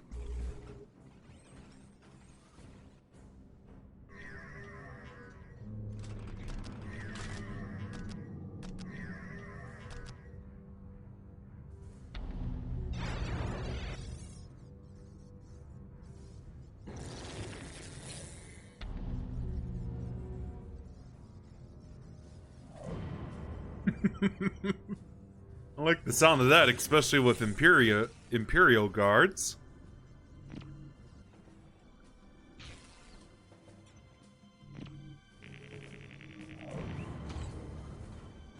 Alright, in the meantime... Whoa! Who's detecting all the landmines?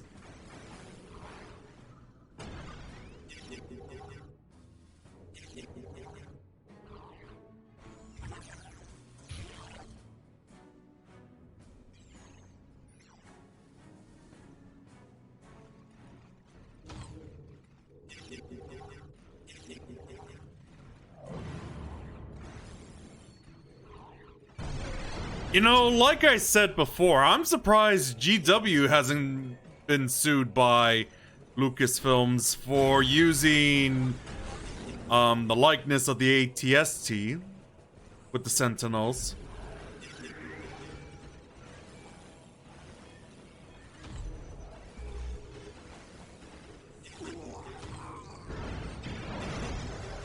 Send a platoon to secure that location.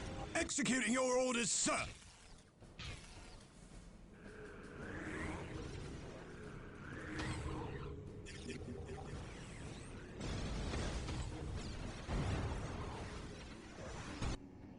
Ah, one of my immortals got killed.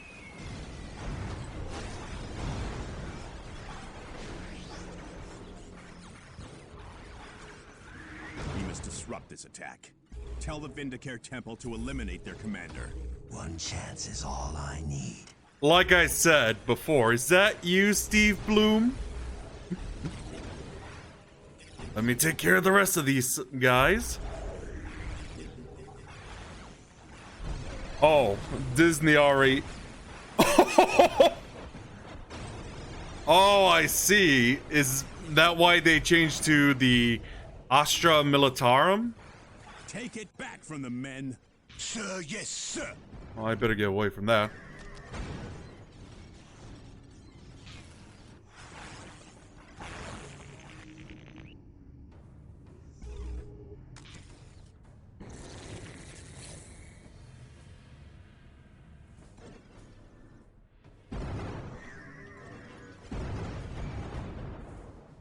Right.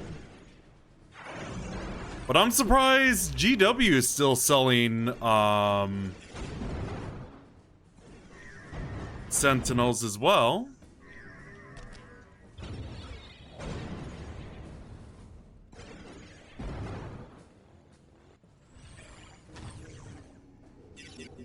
I think my main priority is getting... Oh! Wait, was that the Vindicare assassin that I just zapped?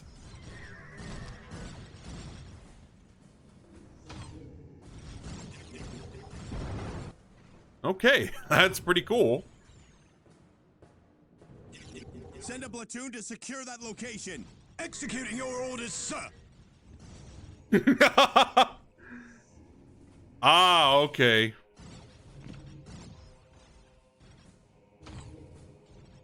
Liberators, the enemy has made it to the northern shore. Redeploy to drive them back.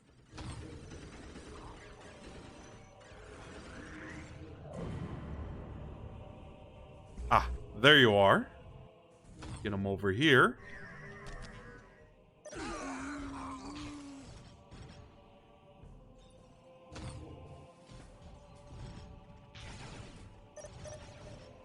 On my mark, charge!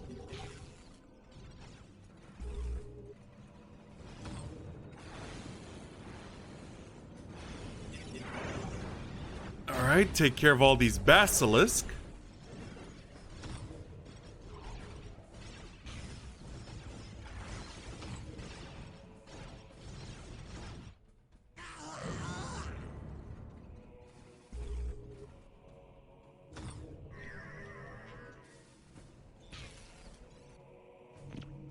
First. Oh yeah, that's what I was saying. Did I just kill Vindicare assassin? Then I recognize it through like the sniper rifle. Yeah, it was. Makes me wonder if there's still a thing in the 8th edition. Because I want to mine it. No, I don't want to get too ahead of myself, but yeah, having the Warhammer equivalent of a Terran Ghost looks cool. Which I assume they are.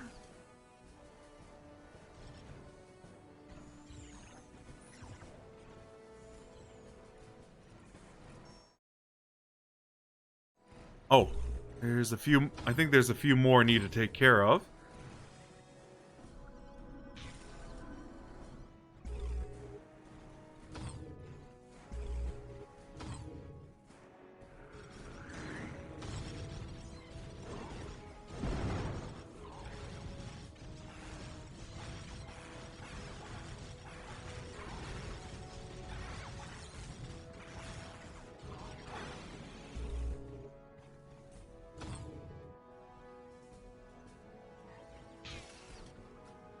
Alright, I probably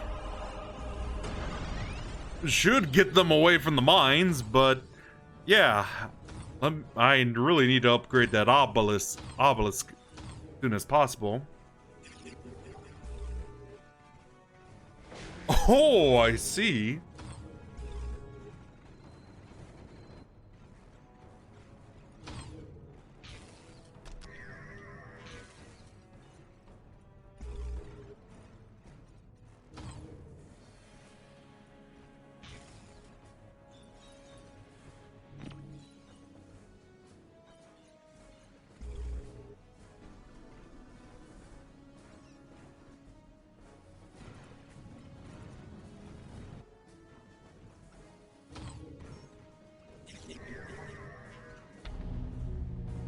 Let's see what I could research that. Veil of Darkness. Ooh, I like the sound of that. Let me get this bad boy here. Let me get him here first, and then I could move these guys next.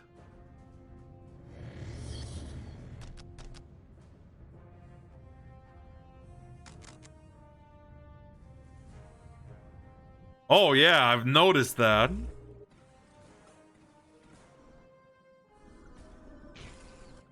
Yeah, this is actually my second time playing through as Necrons.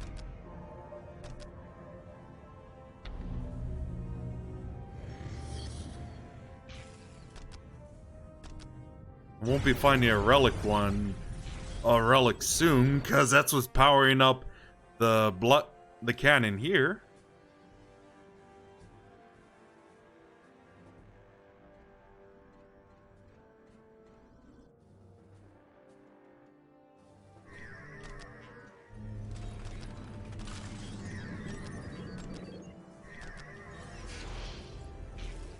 I suppose in the meantime,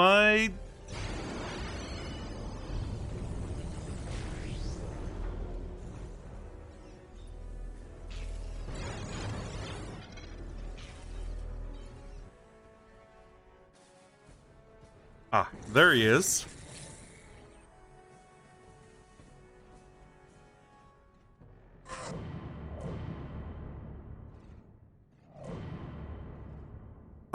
Oh, that explains it.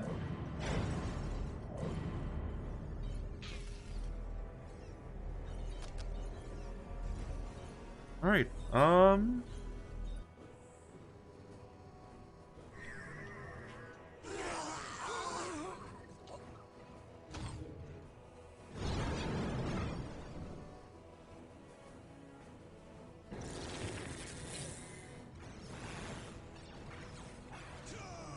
Yeah, because don't they have the Sentinels in the rulebooks and they still sell them as well?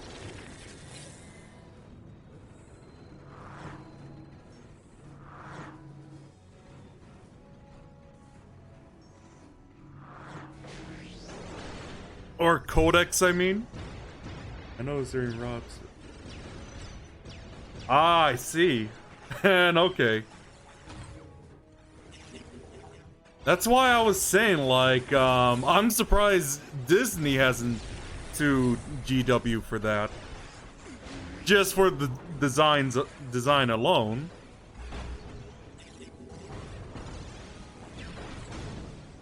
Like so.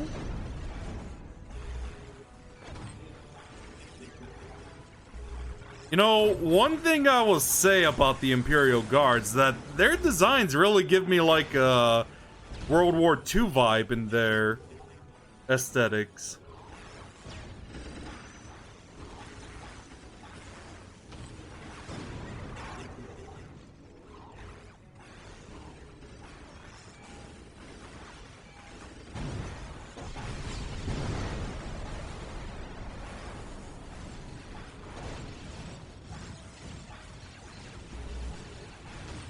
Let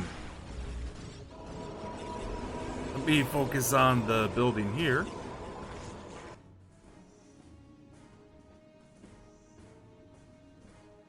What?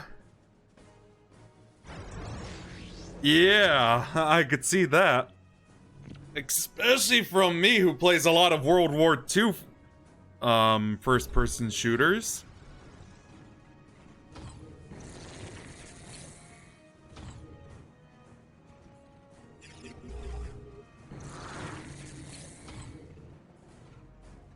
Yeah, let me have them gathered all up here.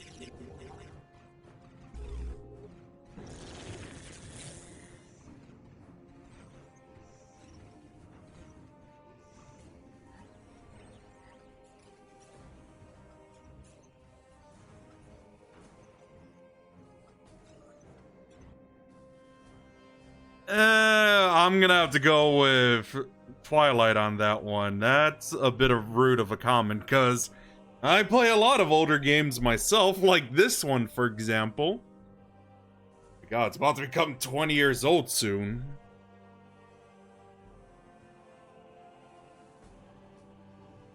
Well, at least the vanilla game in like 4 years.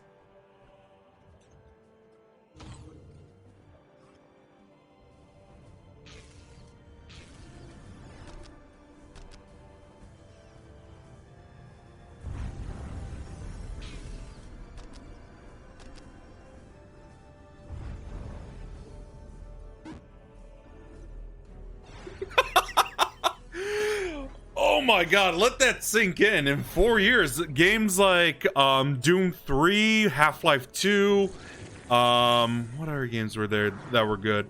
The Sims 2, I'm trying to remember a lot of, because there were a lot of good games from that year. Like, they're all gonna become like 20 years old.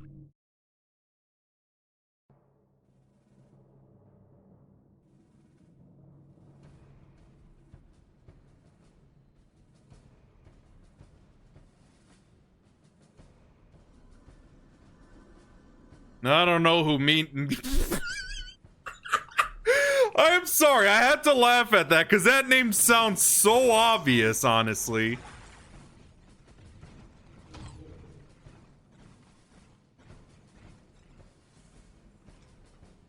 Yeah, I've heard about that. Isn't it called Alex?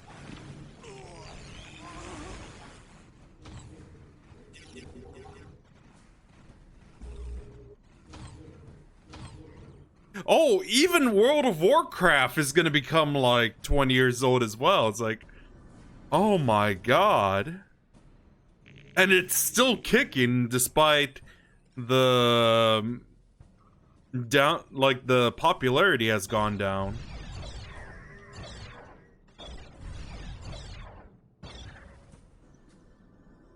Wait, I feel like I've heard that guy before. Now I think about it.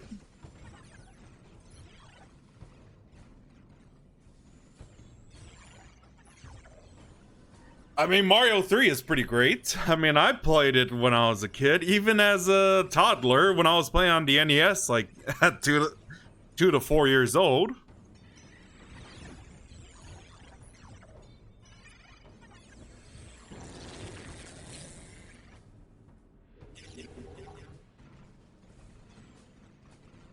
Yeah, I was actually one of those 90s kid who actually had an NES instead of a Super Nintendo.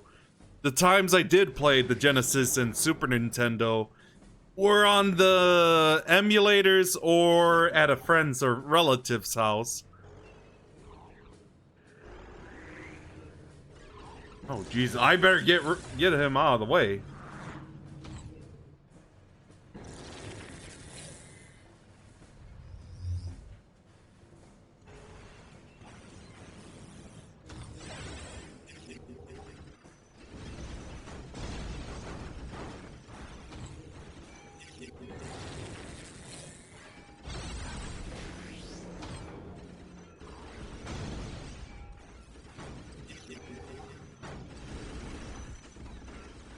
Oh, I see. Yeah, the reason why I did play the NES instead of the Super Nintendo was because it was because my sister had the NES, and obviously we skipped to like the Nintendo 64. Good times with stuff like Ocarina of Time, Banjo and Kazooie, and a lot of other stuff that comes on the top of my head.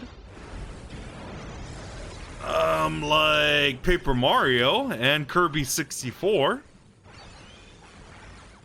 And Pokemon Stadium.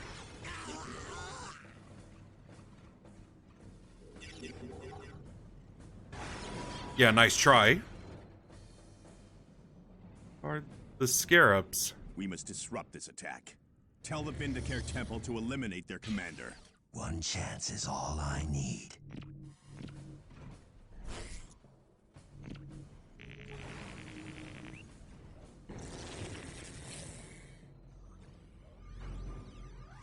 So, I wonder if the Vindicare is gonna detect all these infiltrated Necrons.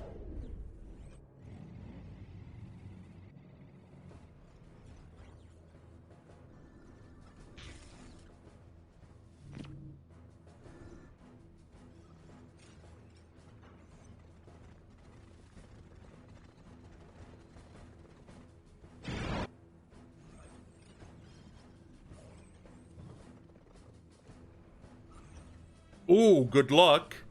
Is it the same guy I played with for Slanesh?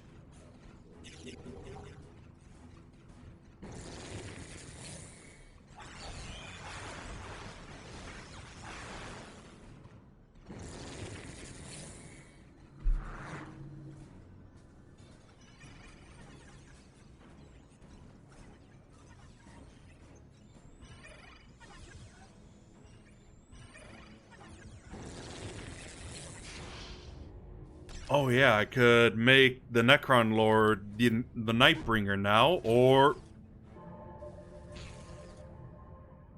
And I've been saying this a lot. The best way I could describe the Necrons, that they're basically like Egyptian Terminators, even though I know they're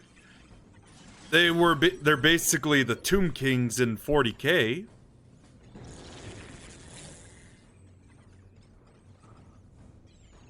Oh, thanks. Really appreciate that. Yeah, like I said, I've noticed Thousand Suns are a lot more... Yeah, because I feel like I'm gonna need a lot more sorcerers than what I have.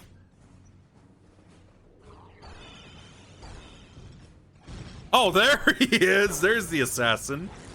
Oh, right at the spear tip. Oh, that is awesome.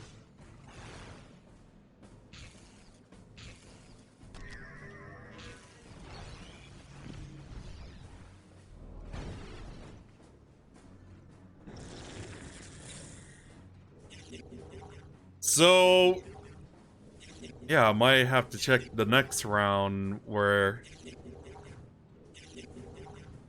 Oh, right!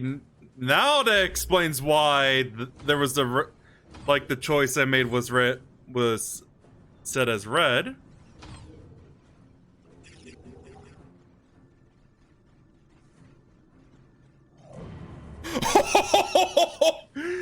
Something Arnold would say. That is awesome.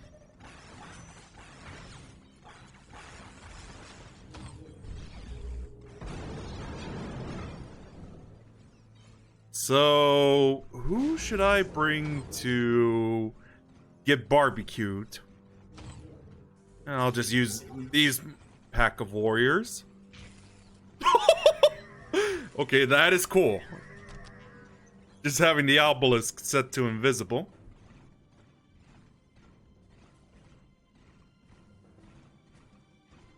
You'll see why I'm... Oh, right. Yeah. No. Actually, I should lure the Hellhound to this.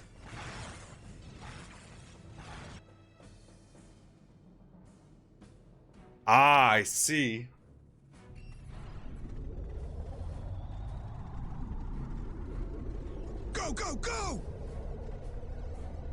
my command, fire the Titan cannon.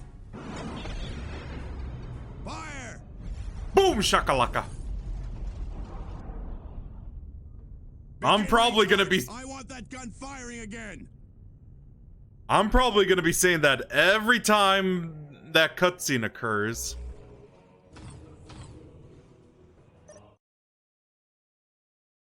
10 thermoplasma generators powered the massive Hellstorm cannon. Destroy all 10 to shut down the cannon. The recharge rate will slow as you destroy more and more generators. I want to take out the Commissar first, though.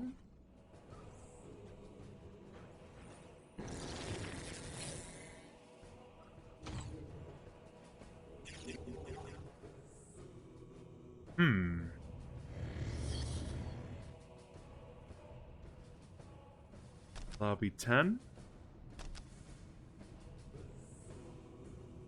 Yeah, let me get my army in full strength, but I want to attack the ones over here.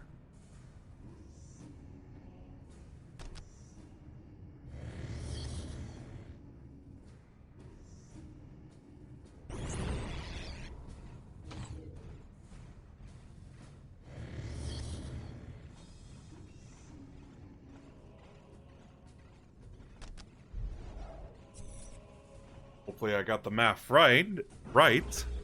I'll be 18.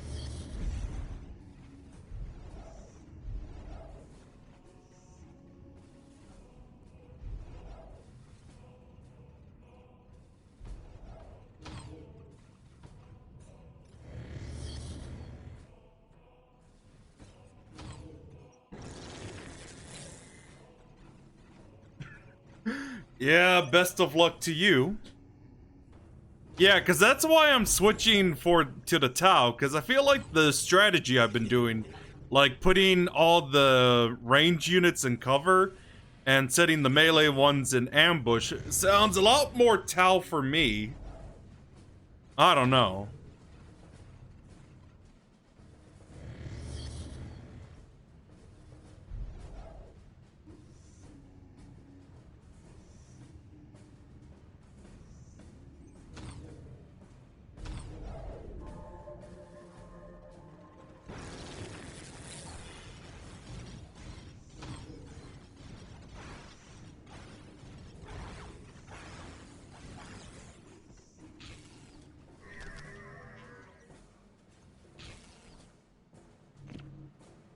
Let me see if I could get this over here.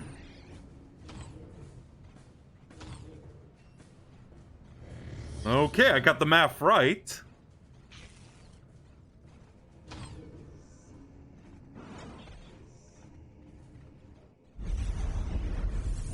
Yep, I definitely got the math right. Oh. Actually, once I get these immortals here... Yeah, I'll put them over here. I think I'll just let my vehicles take the northern side. Yep.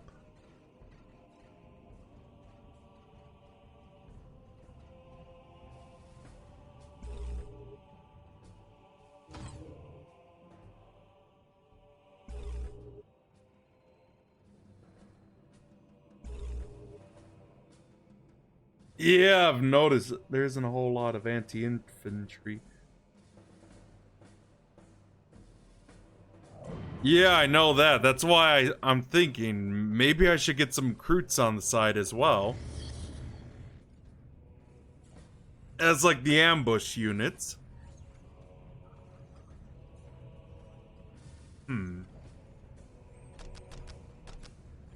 Let's see how this will do.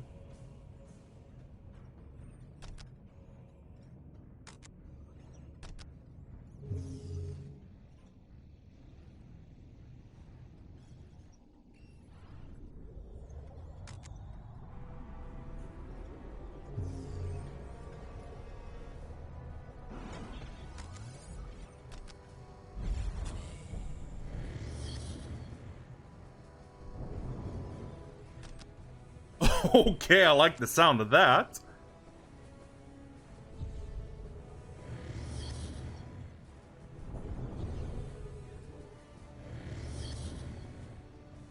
Oh, 15, 18. And one more destroyer will do.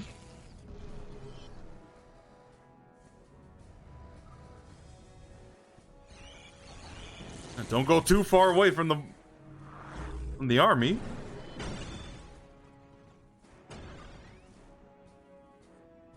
Alright, get them all in here.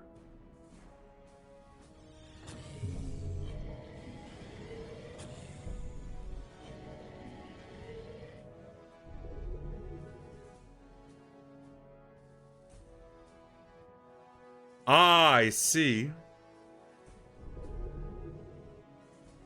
Oh, nice.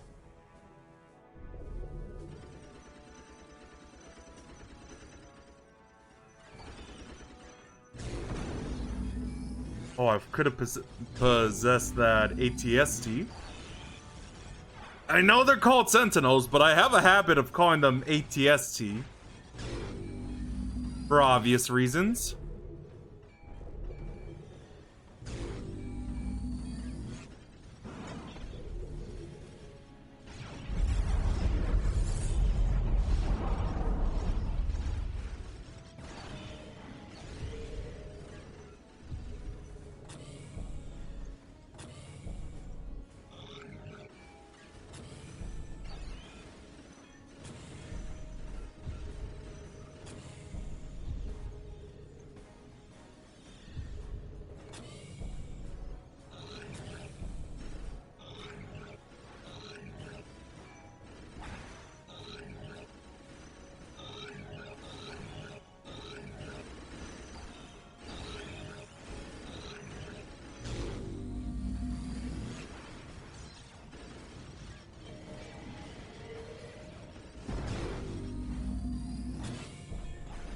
Want to get over here?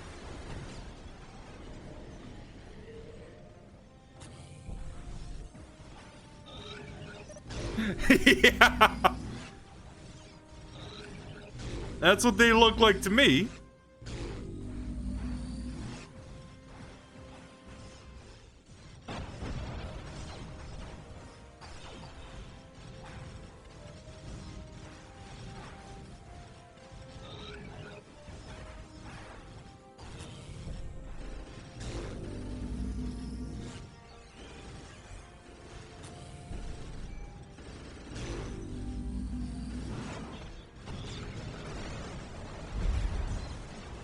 Yeah, I know that was gonna destroy the Lord Destroyer.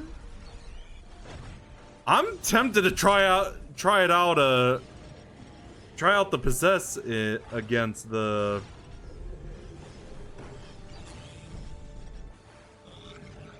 Baneblade we'll be dealing with next.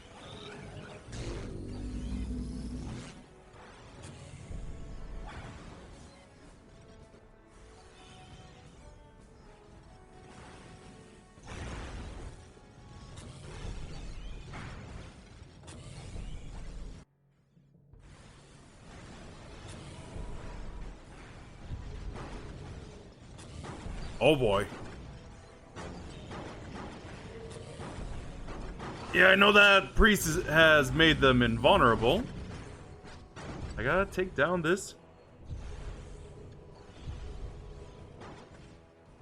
Take down one of the turrets here.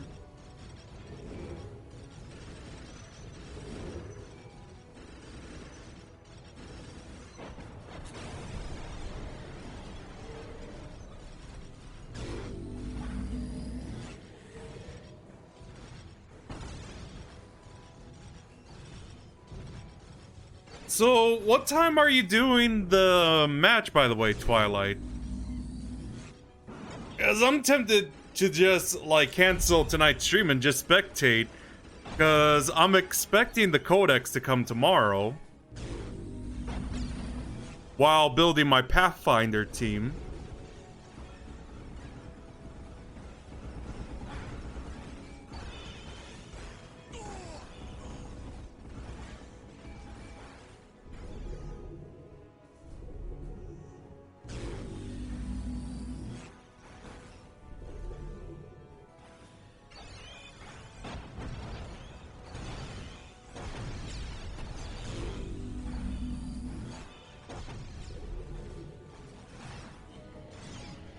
Alright, now I could take this scarab here. Ah, okay. I'll just spectate just to watch how this goes.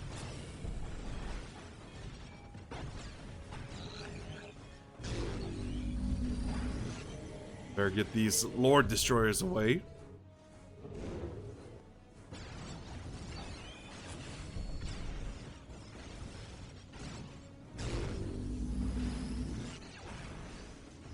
Oh no!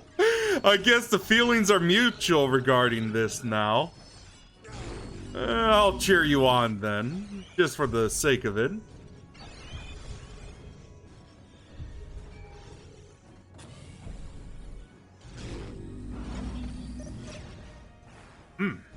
There you go. Disrupt this attack.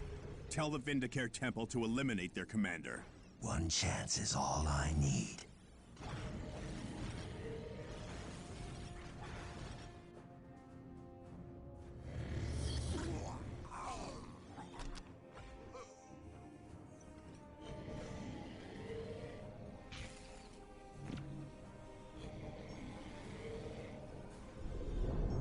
You're welcome.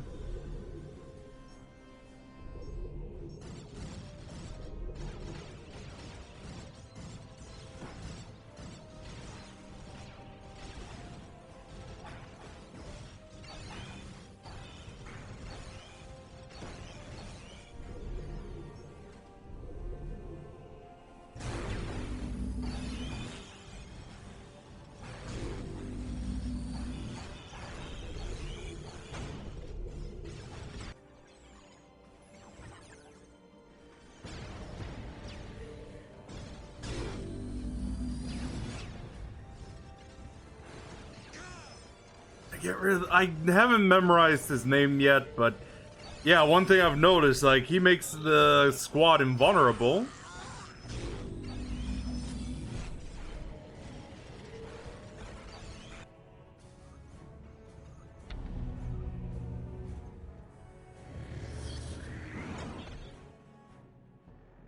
Okay, what is my current?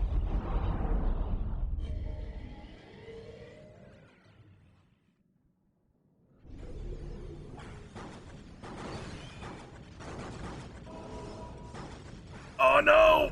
Yeah, I think that's the sound where they're invulnerable. To get away from these Ogrins. Or Ogrins, I don't know. Ah, okay. Probably not well, so I say.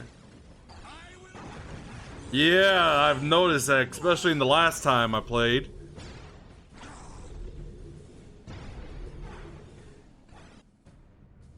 Though I will say, the guy does have some pretty nice models.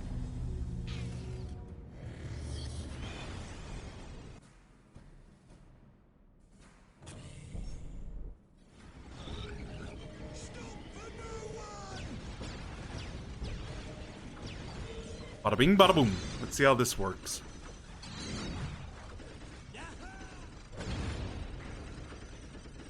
Oh, what's happening now?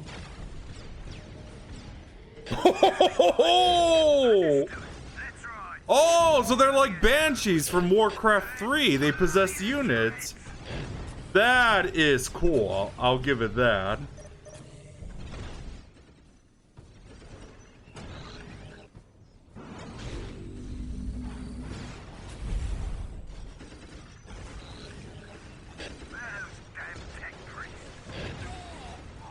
Oh, it possessed Leman Russ. That is cool.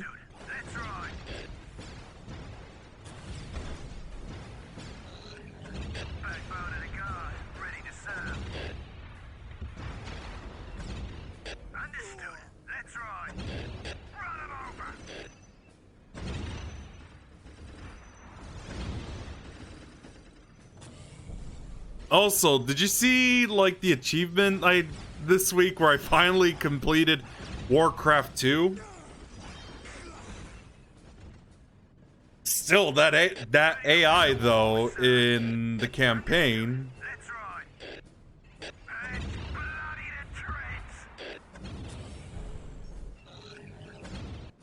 Okay. Oh, Yeah, thanks. It was the orc campaign, though. Awaiting instructions. Nothing like a stroll through the countryside. Yeah, I know, like, people would say the AI cheats in the campaign, but in reality, they're a lot more passive when you think about it, because I've actually shown a screenshot just to prove that as well. Backbone of the guard, ready to serve. Okay. Not enough time, but I want to take the commissar down.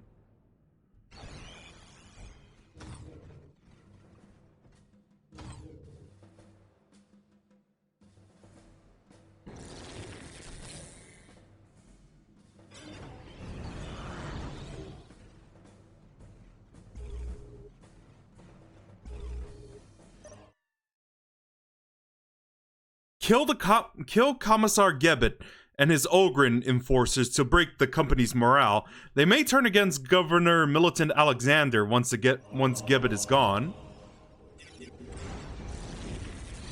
Come on. Alright, take your time.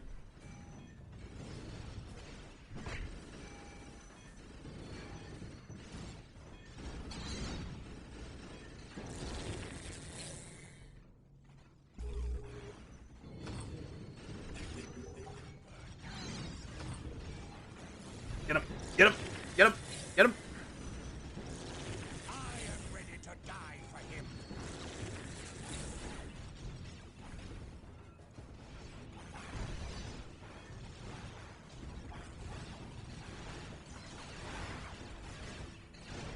There we go. Commissar, come in!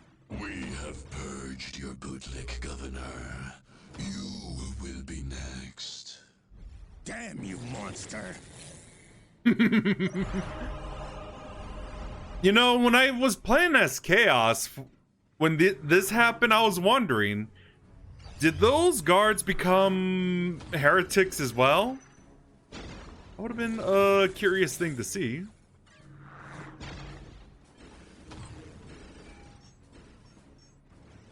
The Titan cannon power grid is under attack. Redirect fire to protect it and initiate repairs. I will ease the machine's pain. Just keep it online, Tech Priest.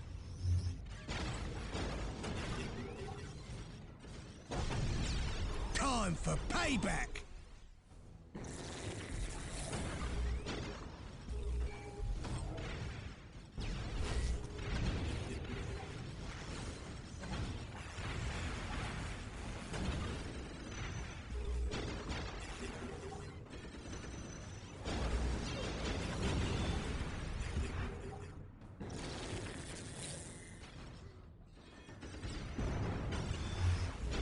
I am under attack! Protect those generators, men.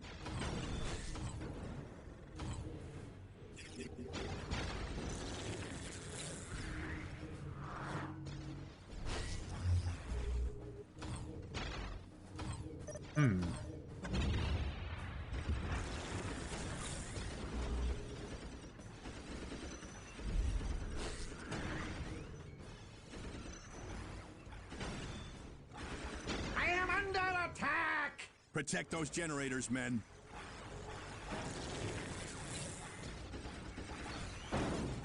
Oh, those are the pariahs.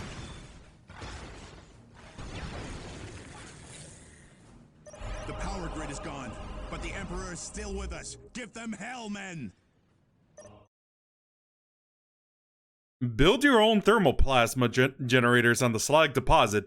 This will allow you to fire the Hellstorm cannon. Select the thermoplasma generators to gain access the icon. Use to fire the cannon.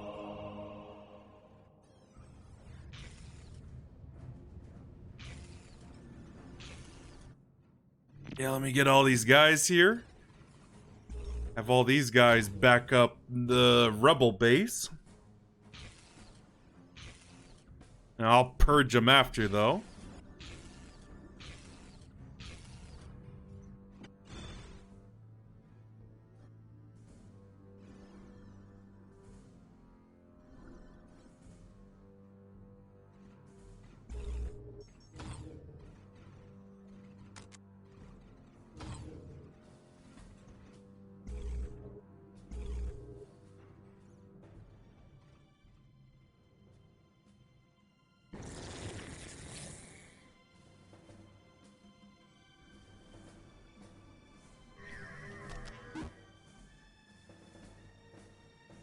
Time for payback!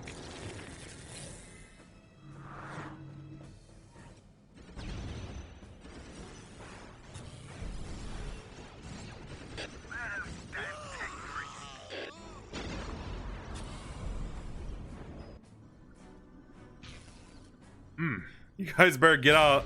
Oop.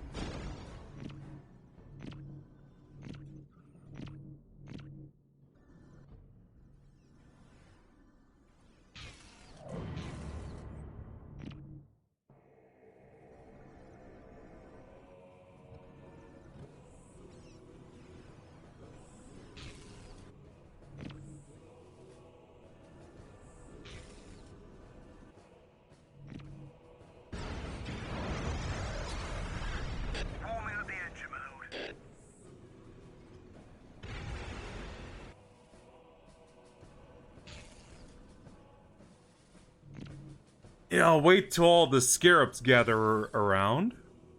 And then I could set up all the thermoplasmas.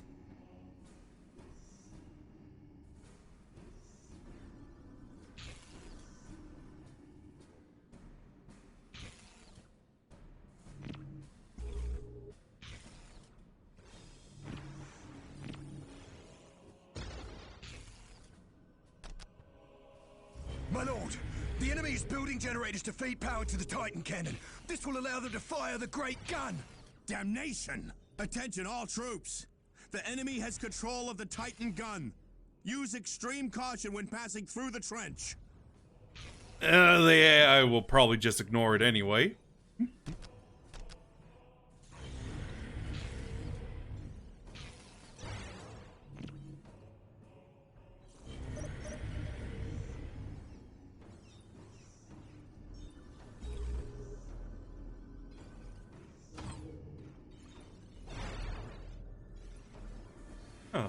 At least all my units could all my builder, well, scarabs could build them all on each side.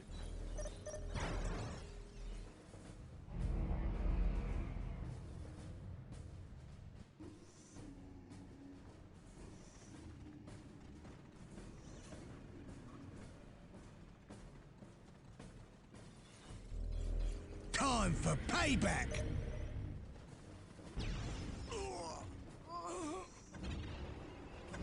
Awaiting instructions.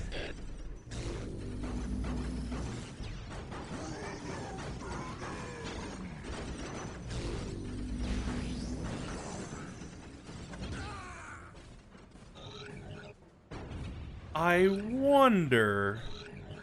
I want to take out that Bane Blade. And thanks for the latte, Robbie. I really appreciate that.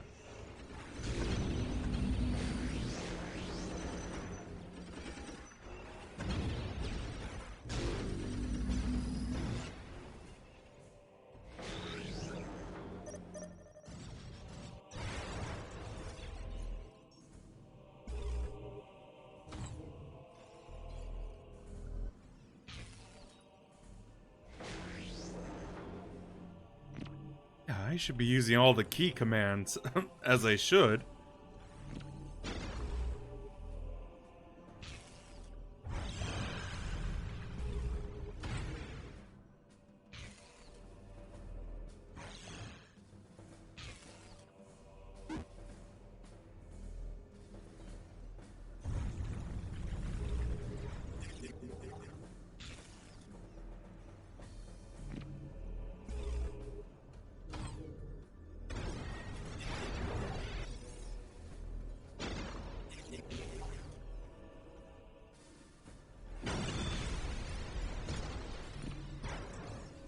Alright, that should be all of them.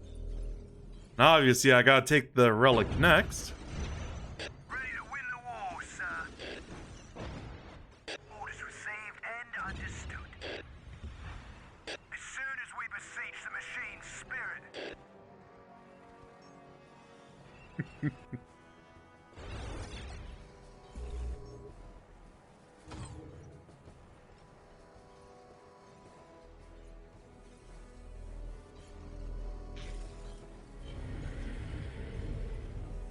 Time for payback!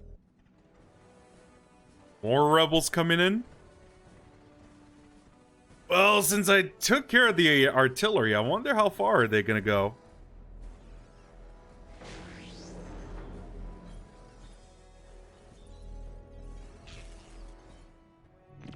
Yeah, let me take down the Relic.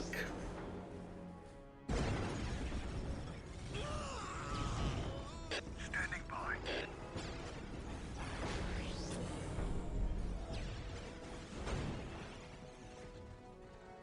Standing by. Understood. That's right. We'll be off as soon as the fuel arrives. We must disrupt this attack. Tell the Vindicare Temple to eliminate their commander. One chance is all I need.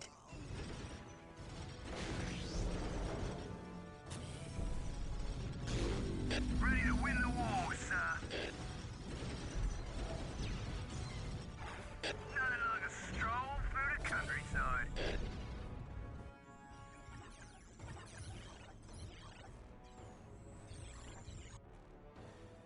Where are those damn tech priests?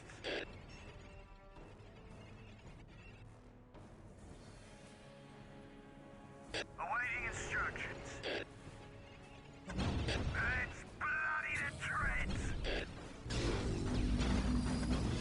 Forward, you dogs, to victory!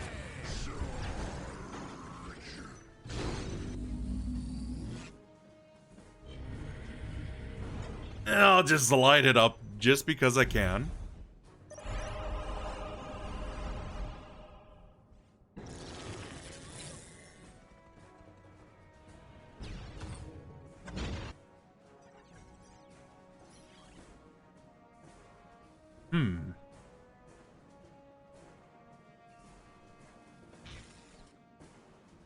Only this will go faster.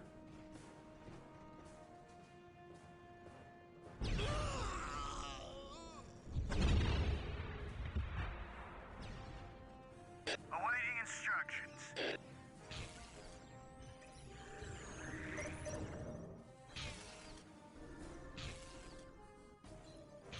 Yeah, let me speed this process up.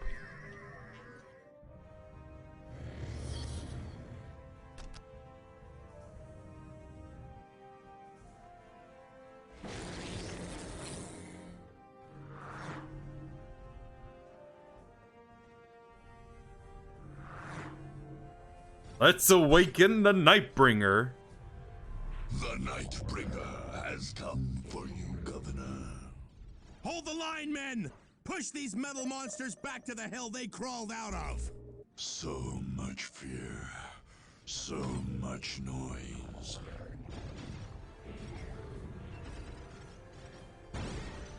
You know, the Nightbringer does look a lot like the Grim Reaper. Time for payback!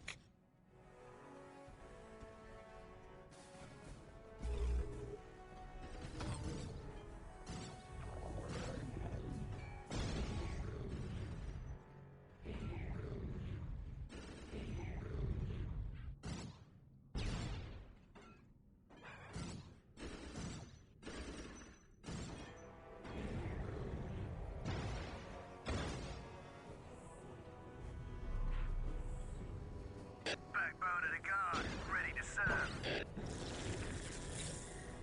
Oh, back as a Necron Lord.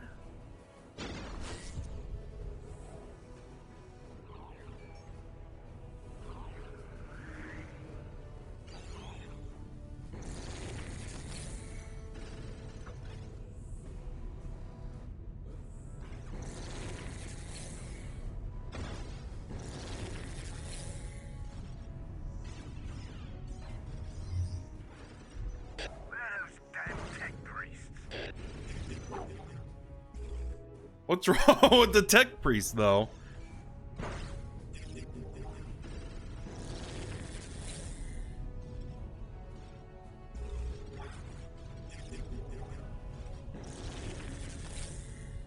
Yeah, let me get him over here.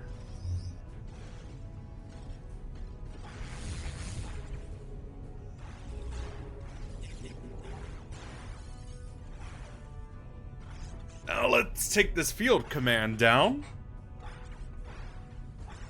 Standing by.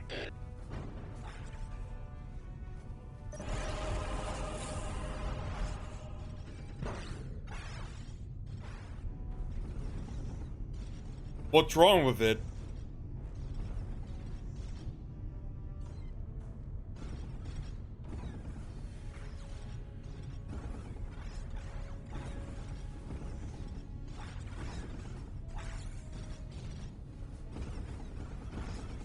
The command post is gone.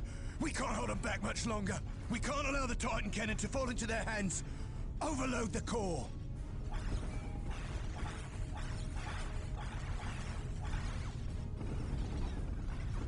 For the Emperor.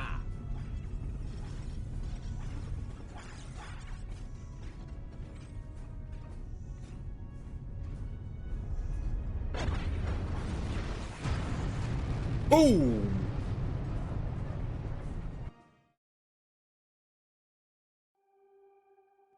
Imperial forces had faced Necrons before, notably on Lorn 5 and Verdus Prime, and it had cost the champions of man dearly each time.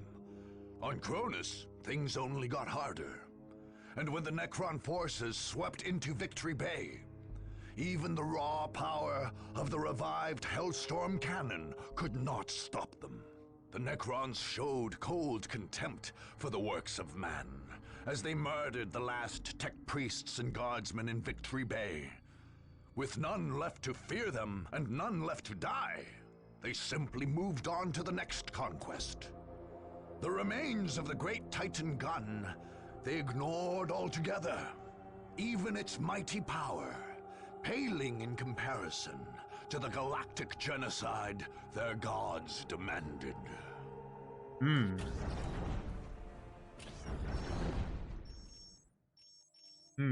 Congratulations. You have just conquered an enemy race's stronghold. This victory ends that race's attempt to take the planet.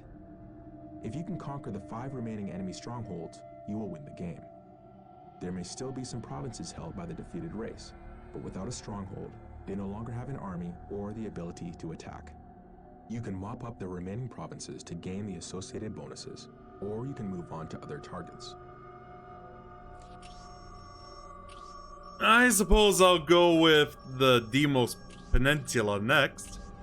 I'll probably call it a night after.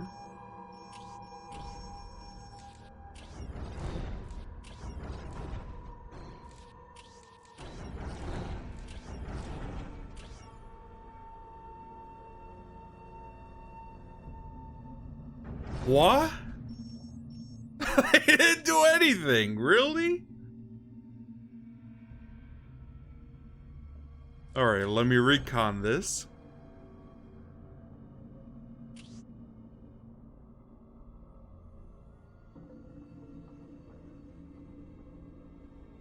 Oh, I see.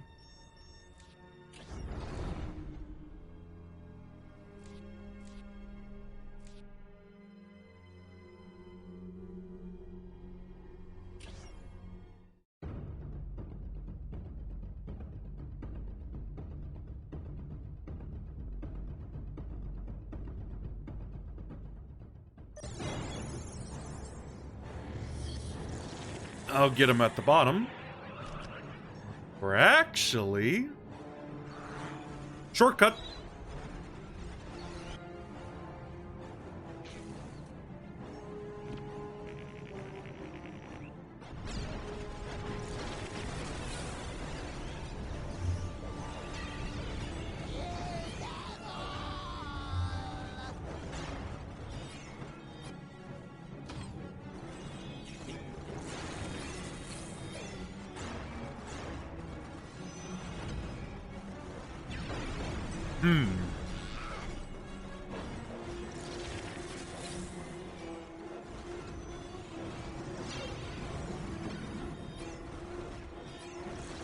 I'd be more worried about the Chaos Space Marines.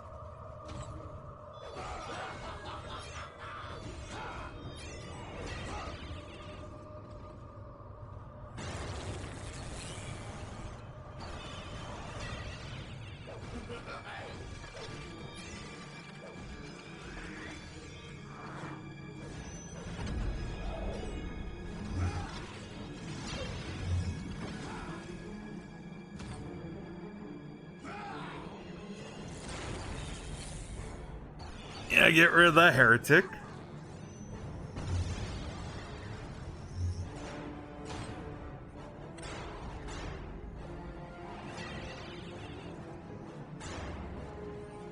I think I actually got the Castlevania collection on Steam.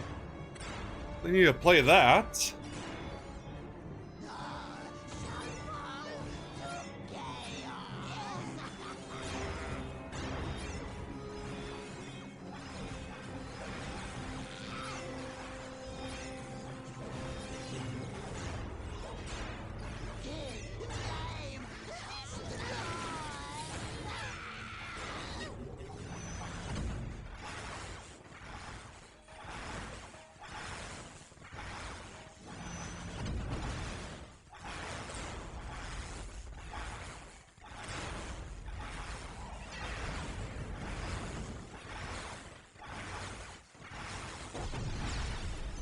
How long is this gonna take?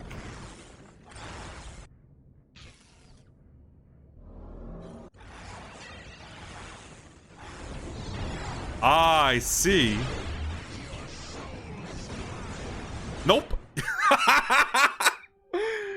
They were saying their soul is my soul is theirs, but then I destroyed the HQ immediately after that.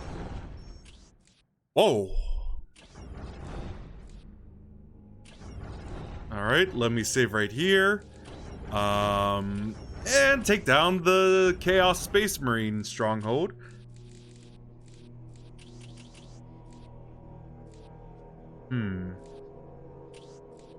I suppose I'll just go with this.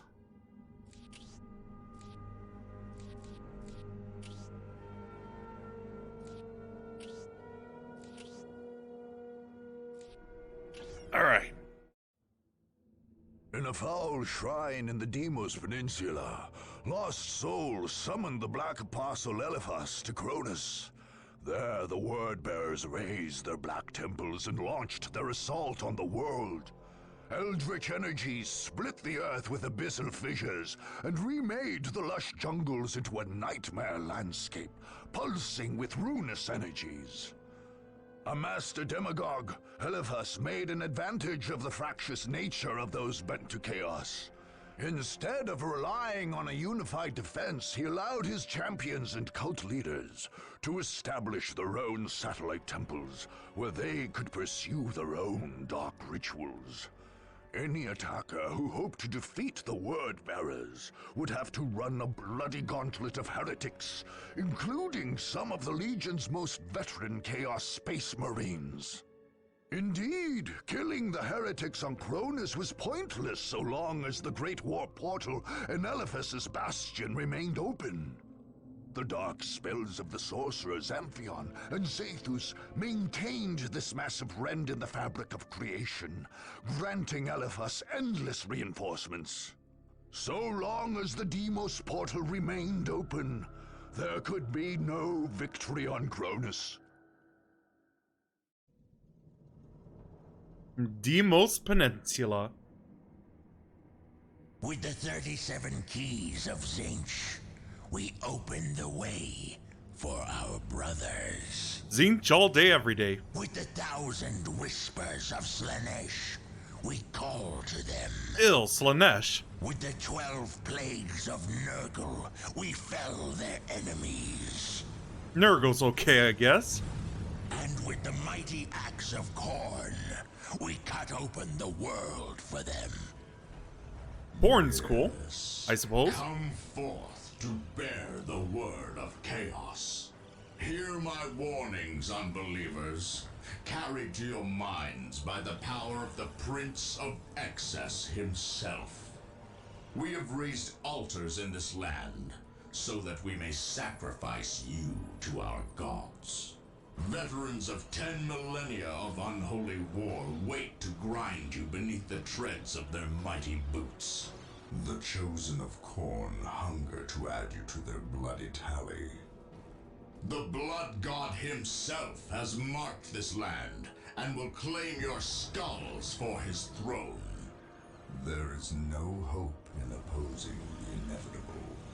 Put down your arms, unbelievers, and bow before the forces of chaos undivided. Yeah, there'll be a huge swarms of guys coming up, so I better get ready. Like that. Just like that. Soulless automatons. You cannot prevail against chaos. Your soul is gone. I will destroy you. Well, yeah. The word bearers are arriving on Kronus, though. A great opening. Wait. The word bearers are arriving on Kronus through a great opening onto the Immaterium.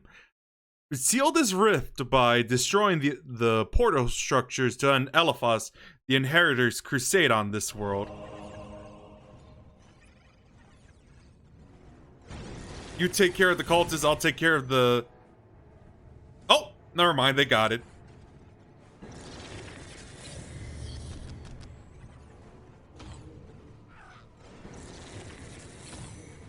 Oh my god. There's a lot more where that came from.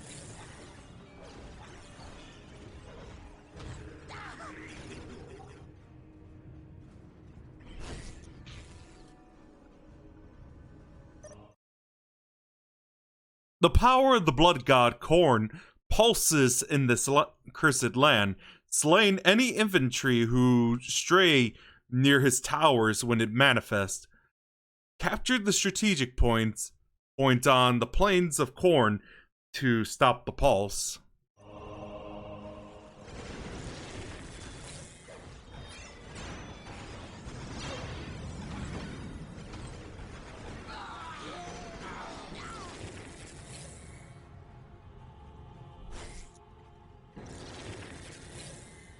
Alright, obviously I should take care of this area just to stop the waves of reinforcement.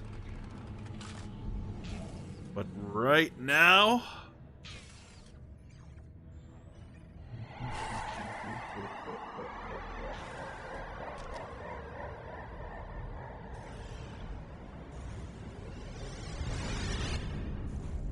I'll build a bunch of generators.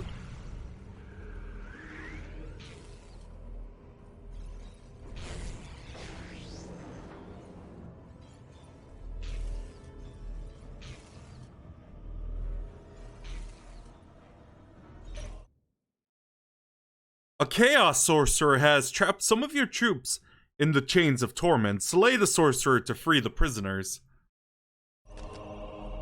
Alright.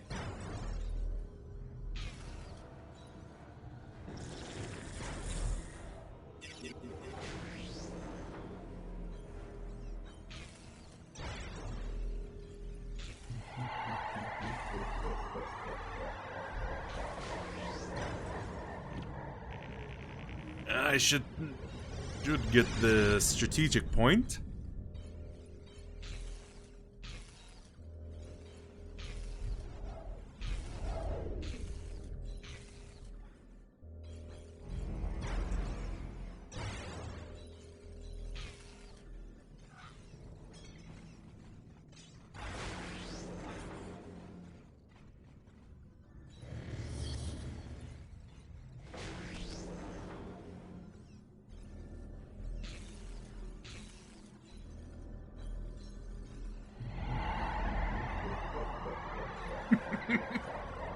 Oh, that laughter every time.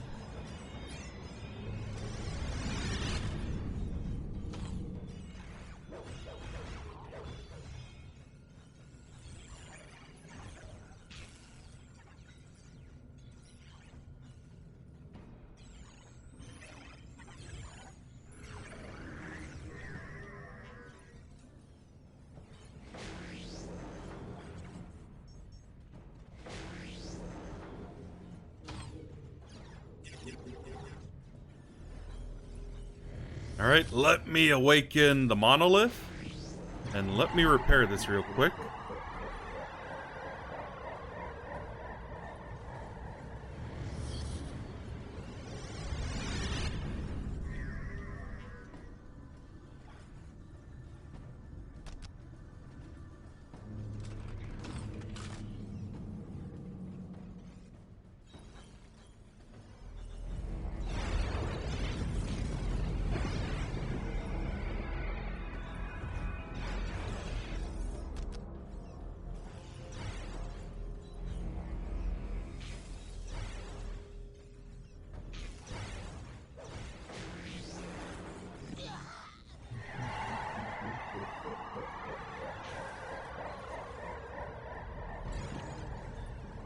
Jeez, hearing that laugh throughout.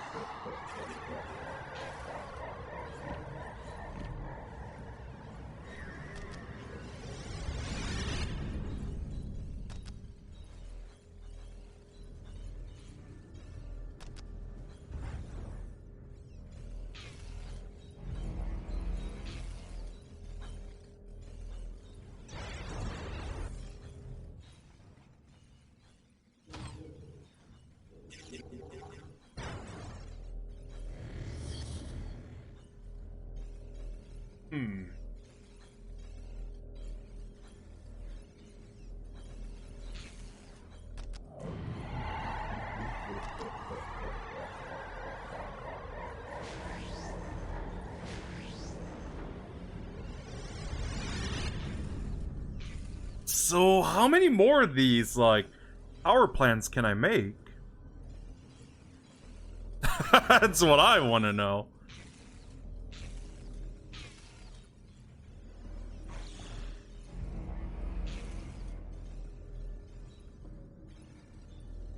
Okay, I think that's enough.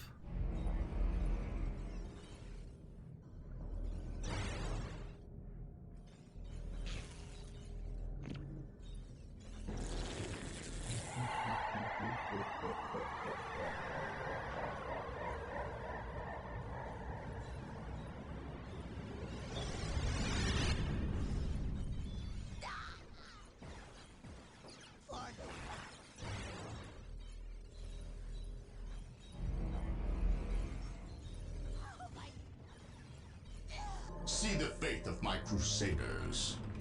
They will cleanse you of your disbelief.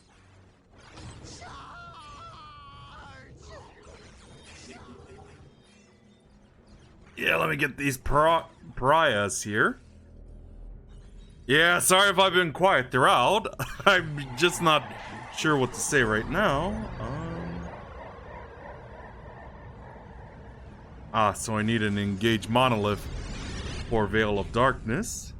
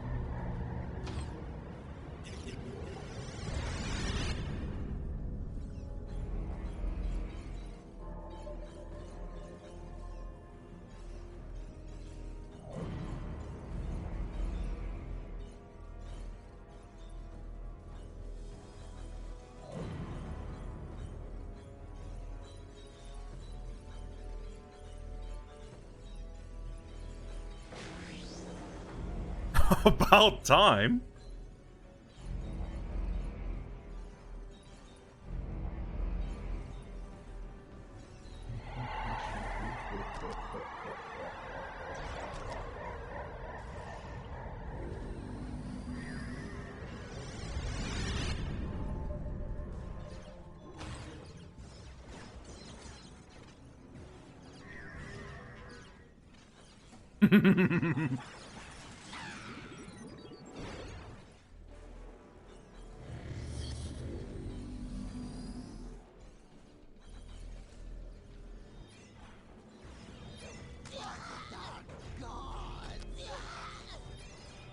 Yeah, let's do the opposite.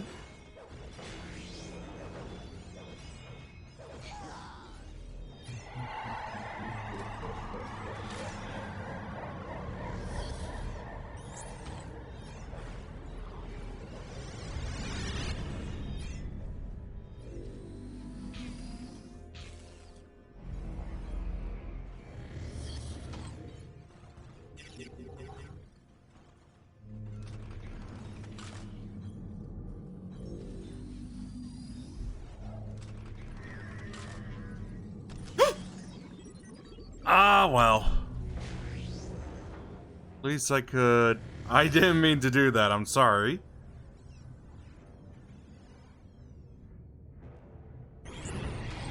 Oh well, at least I could get Veil of Darkness still. I hope.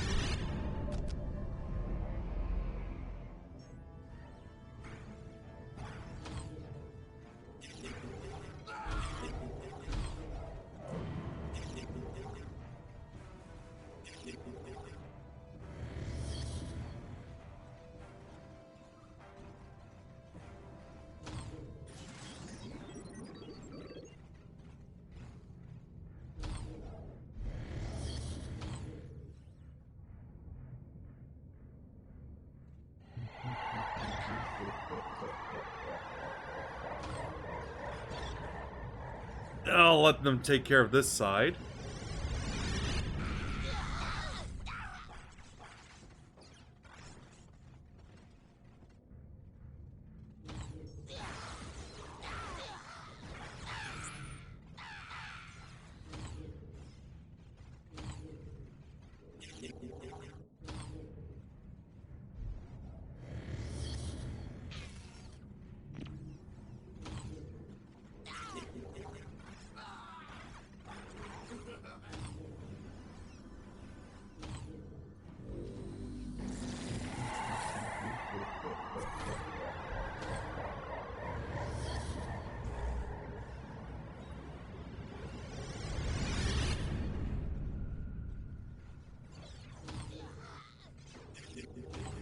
Yeah, let's free the prisoners first, but obviously I gotta take care of this side. Get this immortal out.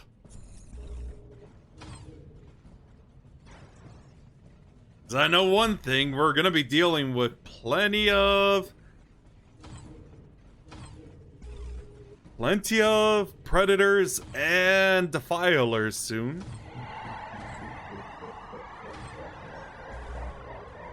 Oh, I'm gonna get you soon, Korn. You'll see.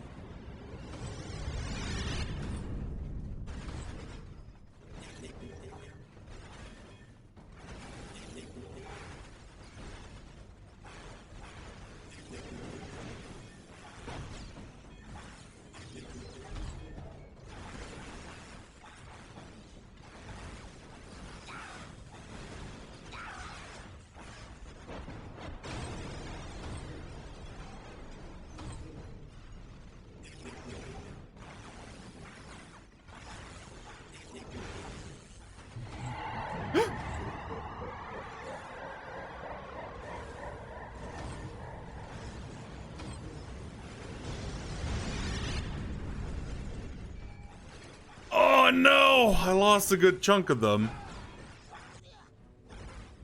Especially, I think I lost an entire squad of warriors.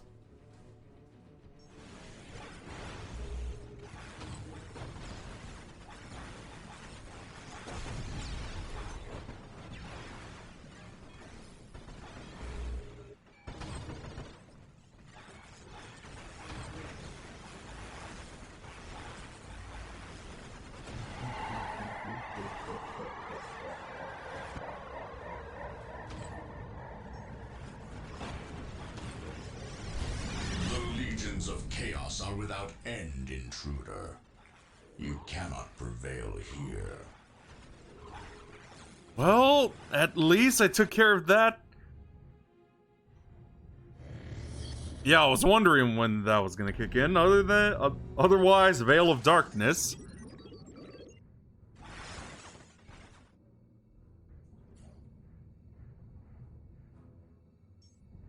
Alright, let me take one of my Builder Scarabs and wait until this Blood Pulse ends.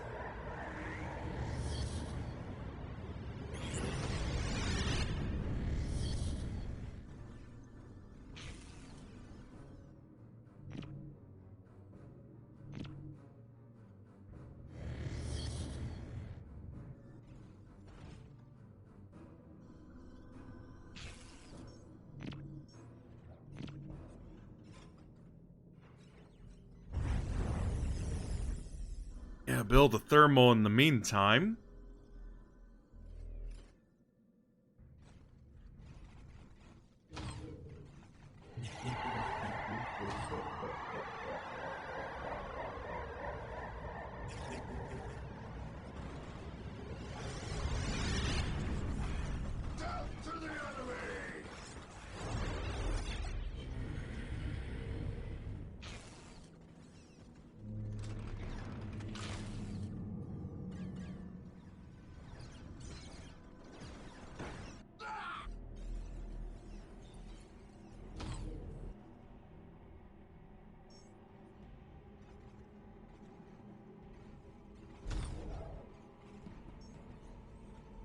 You guys better hurry.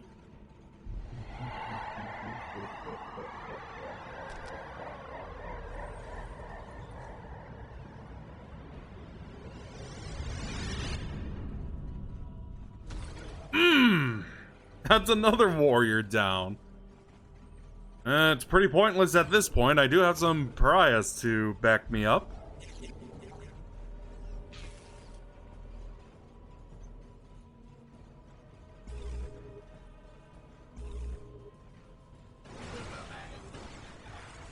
Oh boy.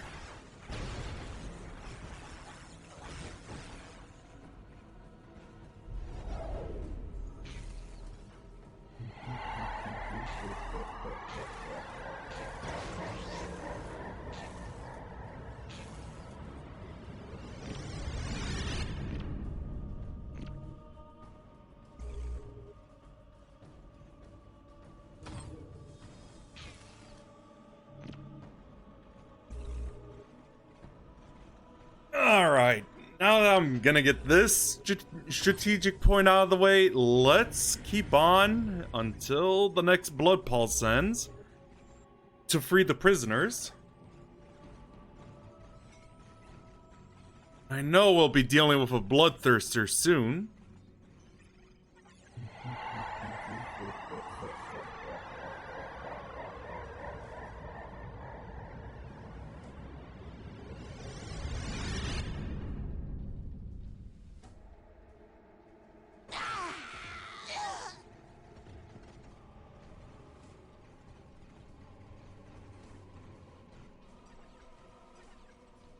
Okay. Almost there.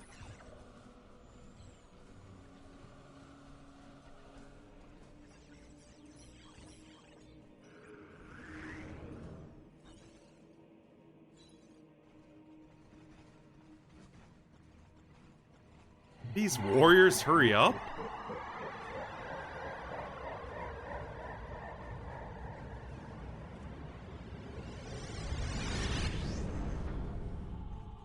What? What? What? I'm just like saying, they didn't build anything yet? Jesus. I'm surprised, honestly.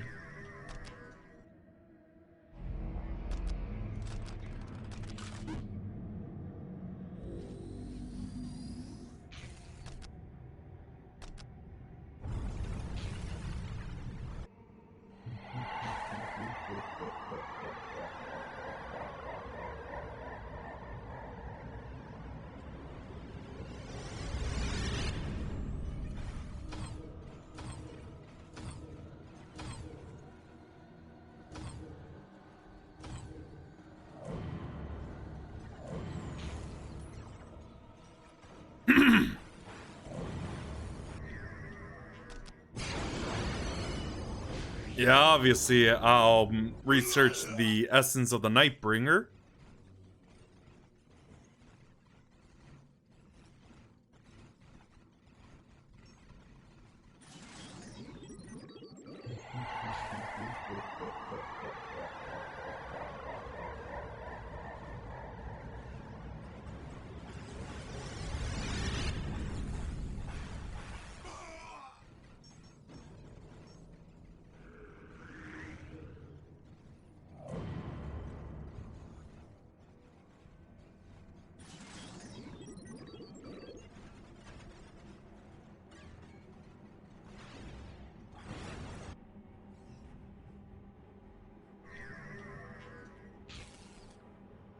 Yeah, one last strategic point just to get 100% building speed.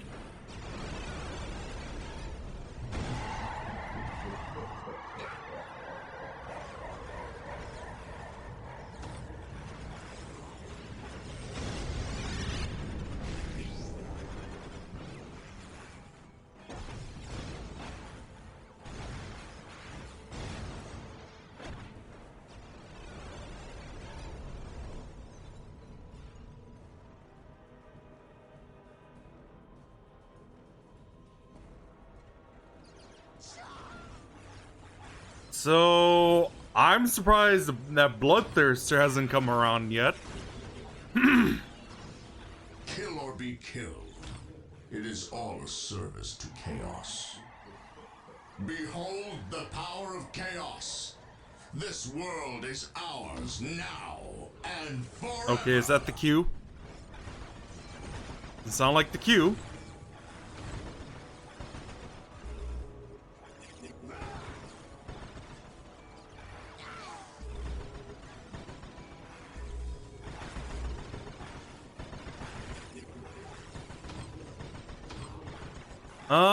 I've played it on a like a PC version of it once.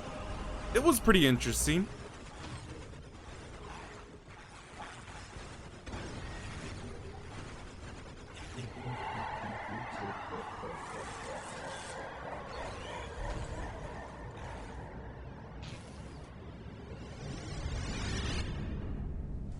Oh, wasn't Dr. Robotnik's Mean Bean Machine sort of like a precursor to that series?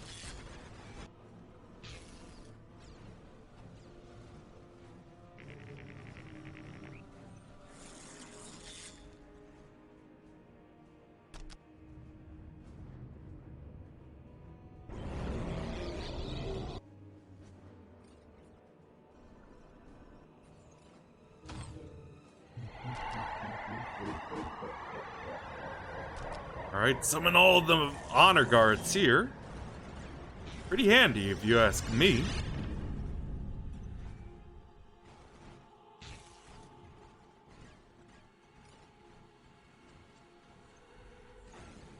I see.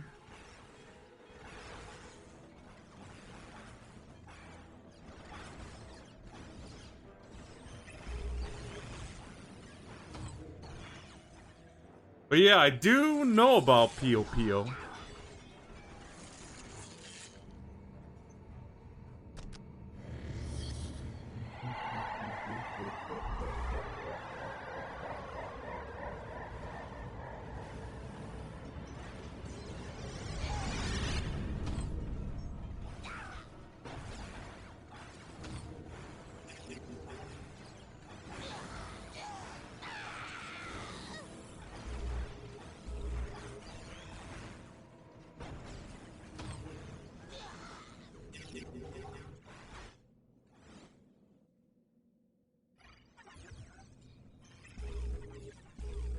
Yeah, let me take care of these turrets here.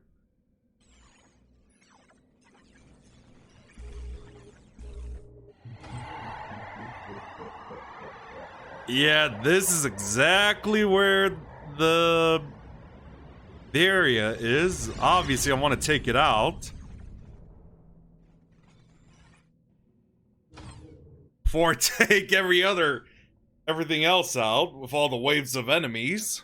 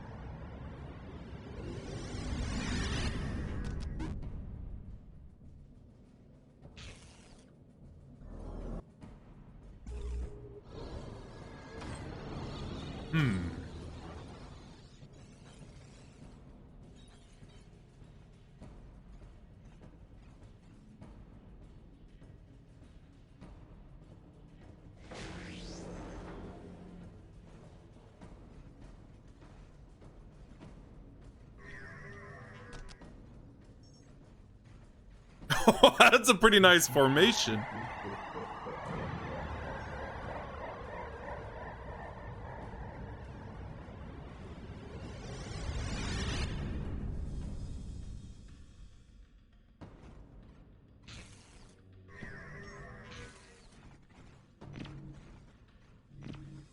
Yeah, and then there's the plains of corn I gotta take care of.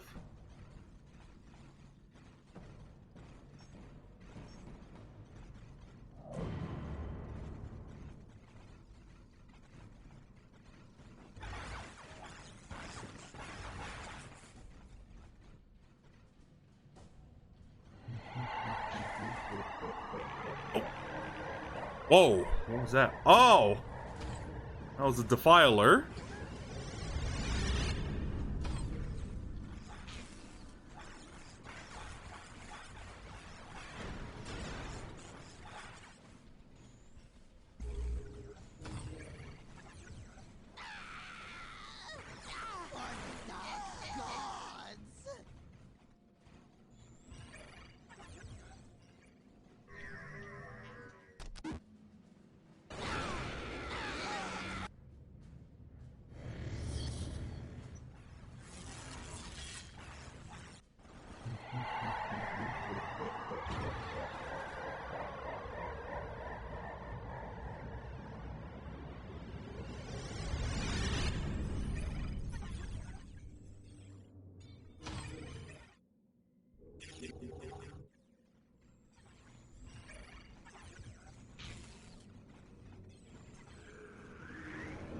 All right.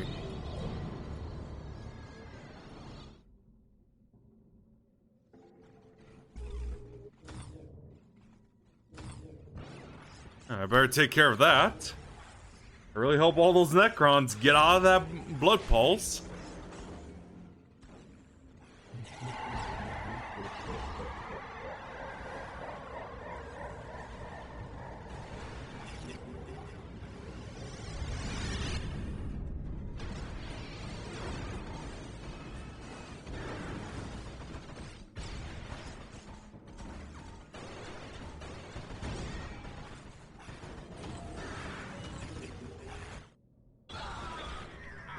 Our fates are all written in the warp, and yours is death.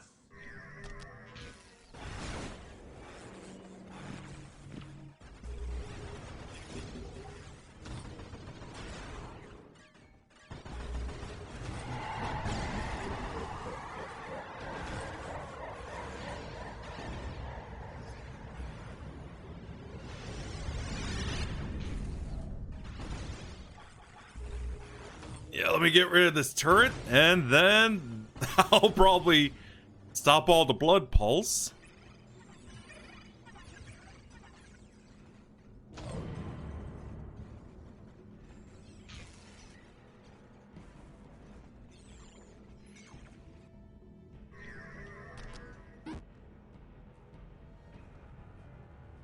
Oh, I just realized. Pretty nice pattern.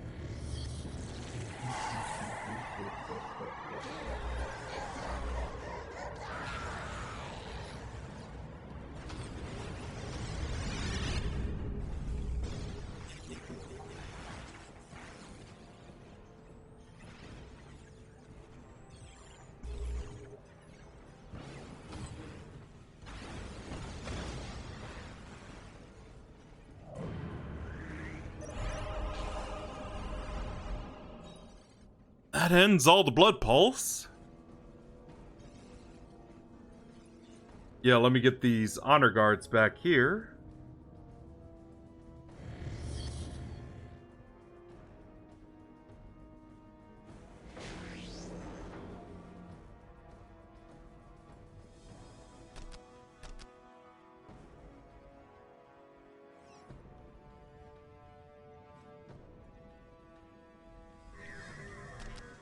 Oh, to stop all the extra waves of enemies.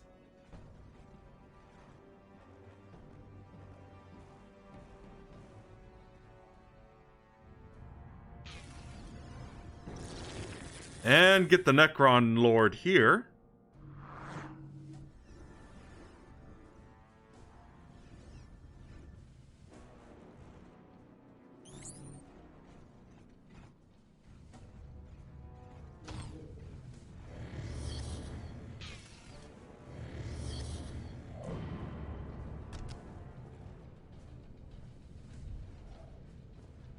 Actually, I have a better idea.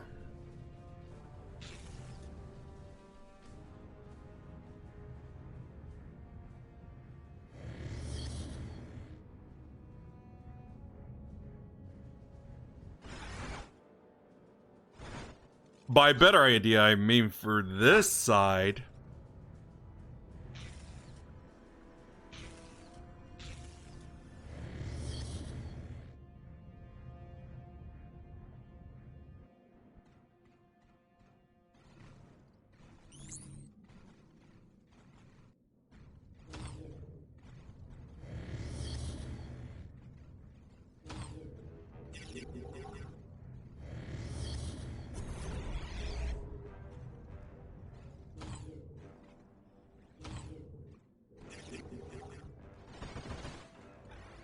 Oh, what are these guys doing?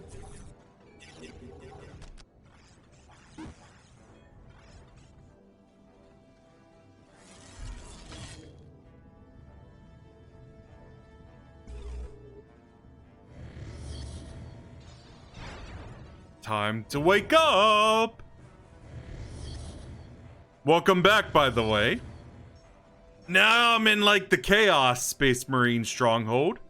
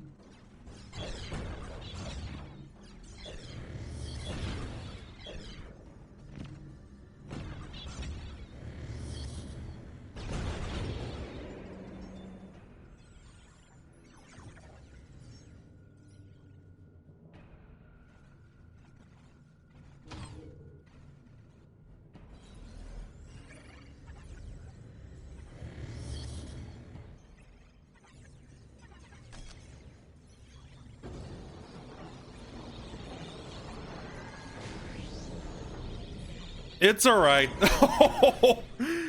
I see.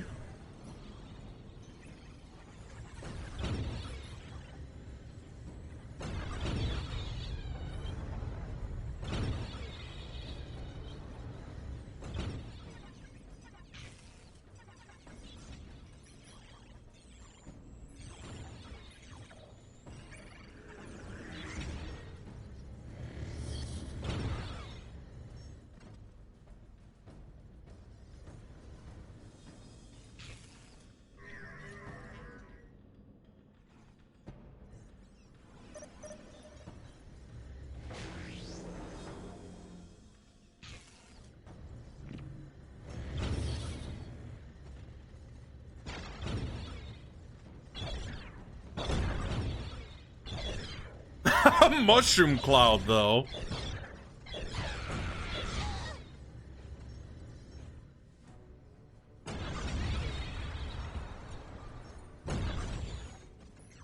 Whoa! Look at them all fall down there.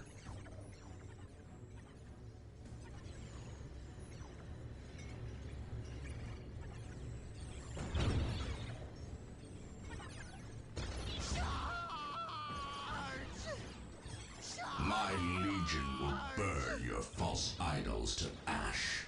Chaos cannot be. Yeah! Exactly.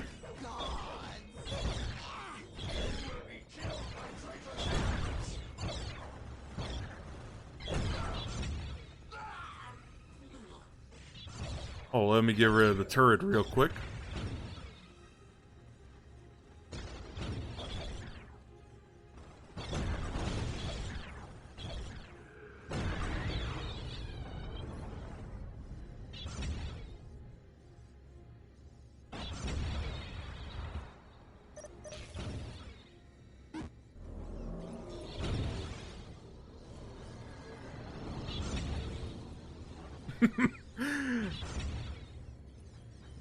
Wait, 2 is?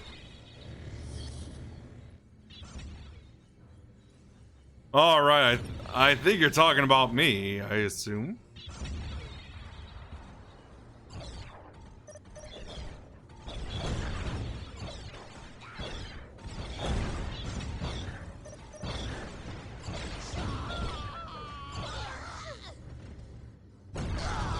Whoa!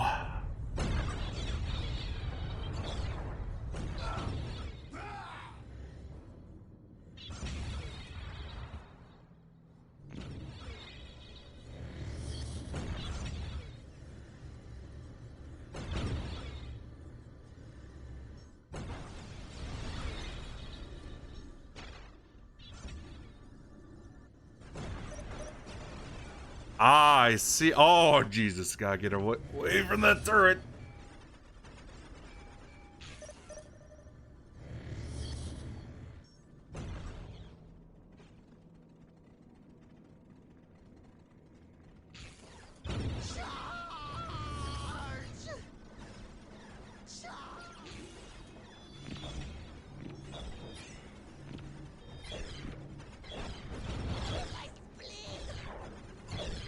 Are those cultist squats saying, ow, my spleen?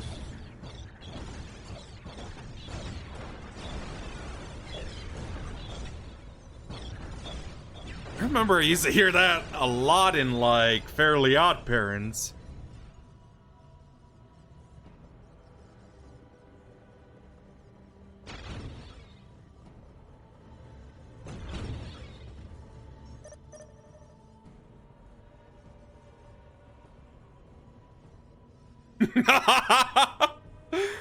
Ah, I see.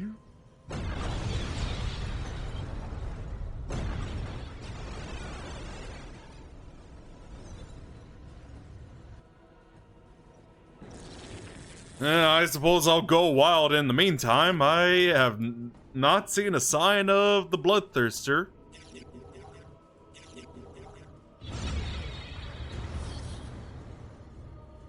I think that was gonna be the guy, but I guess not.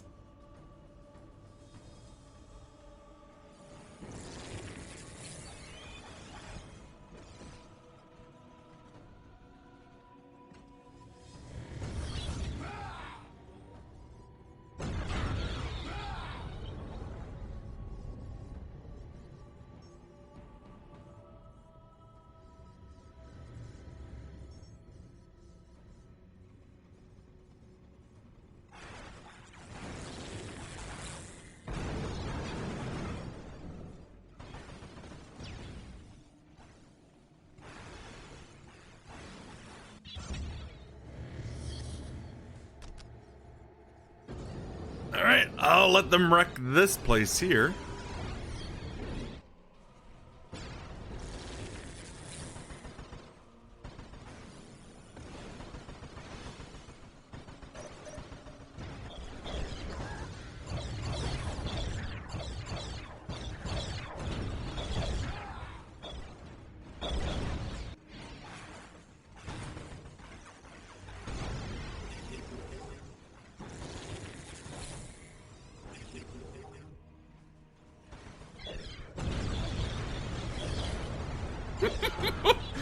Whoa! There goes all those raptors.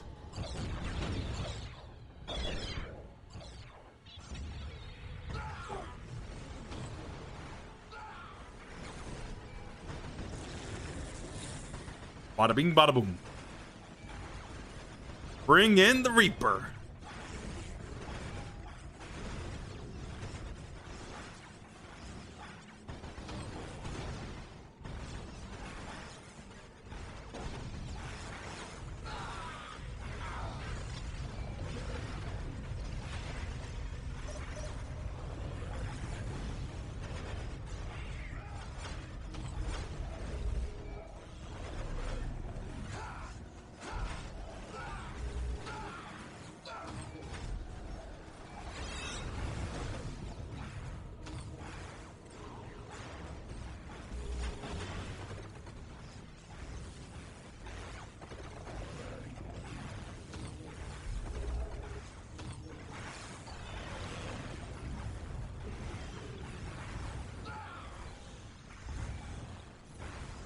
Yeah, let me destroy this portal and just to get rid of the portal to the warp. And now he's back as a regular Necron Lord.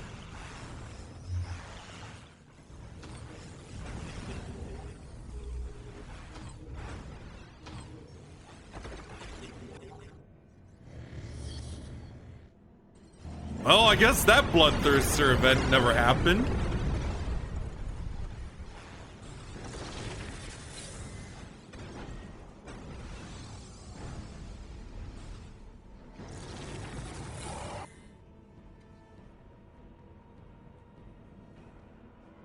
They reject the word of chaos, my lord. The faithful here are not strong enough. It is a poor shepherd who blames his flock apostle. This failure is yours and yours alone. No, I will not go to the Basilica of Torments again. Fear not, apostle. The Basilica is reserved for those who may redeem themselves. No. No! You will have no such chance. Well, there he goes.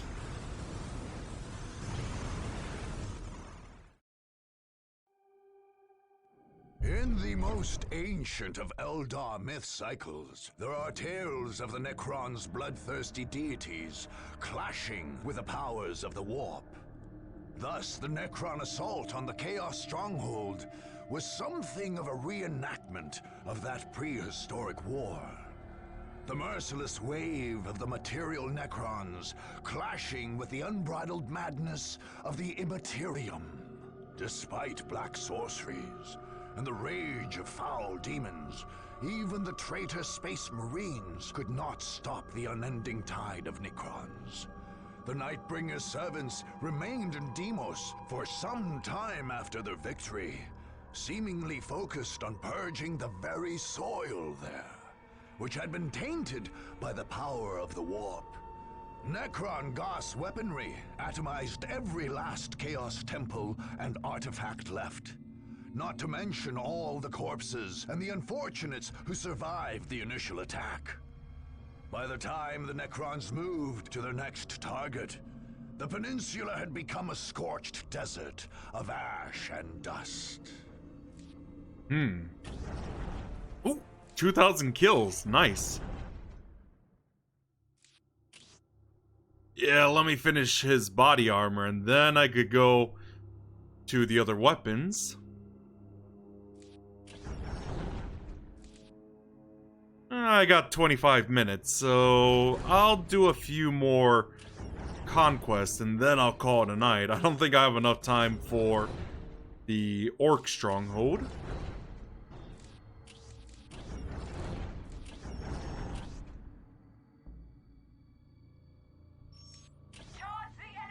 Ooh, what's gonna happen? My mind is too weary to fight on. What are they even doing? That's what I want to know.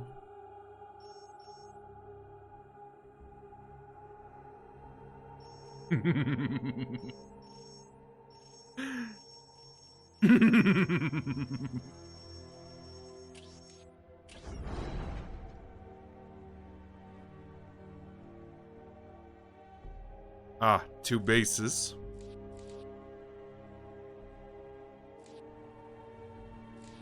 Yeah, let me save right here real quick, because God knows what's gonna happen, especially with hordes of Chaos Space Marines.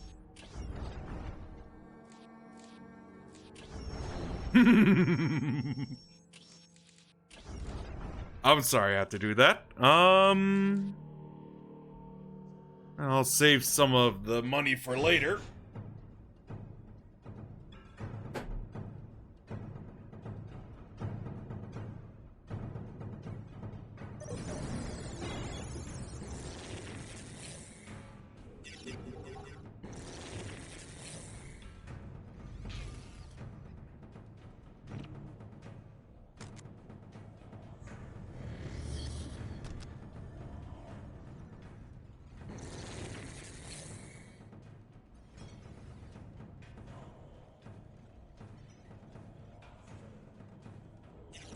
Yeah, I know one of them is on this side. I probably should get some warriors for defenses.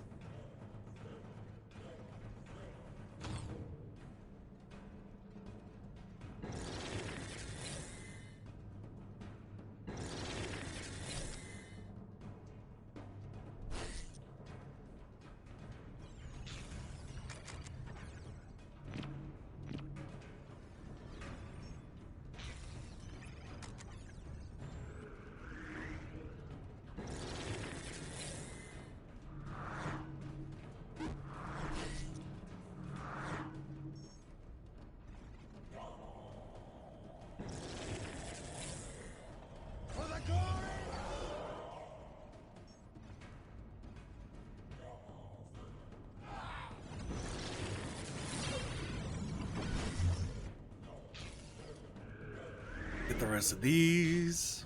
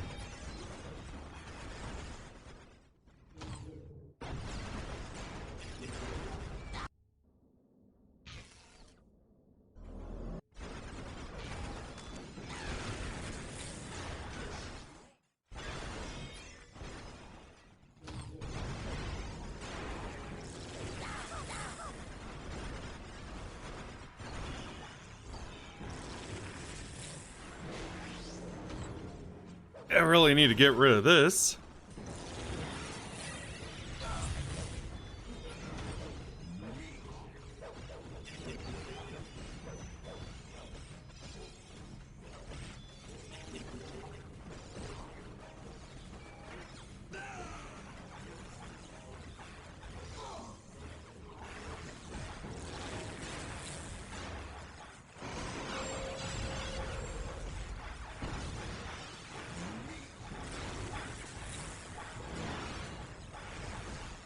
Come on.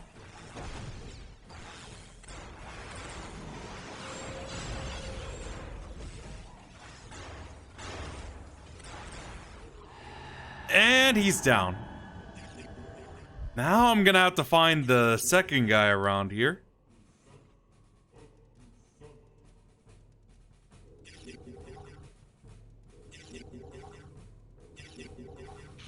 I suppose I'll scout around.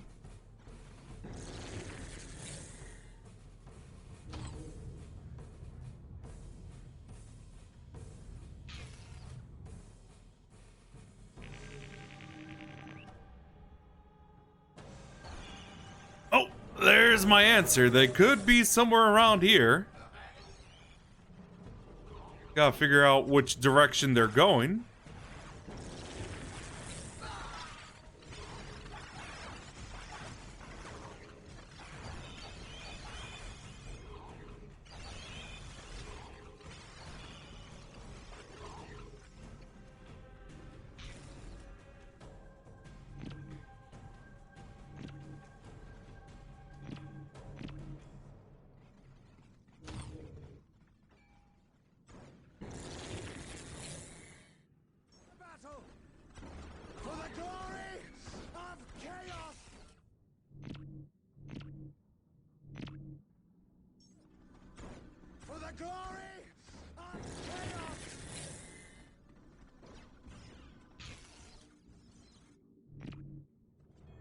Oh, that answers my question. Now I just gotta get out of here.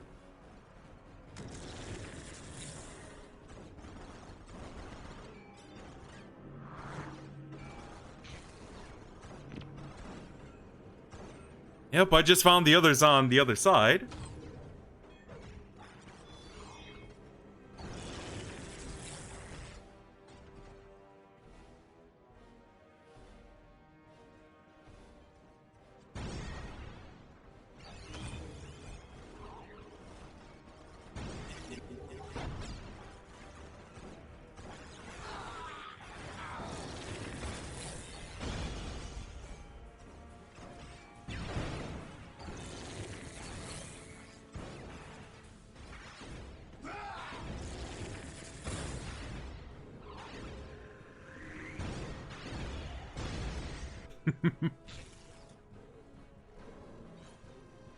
I suppose I'll do the same here.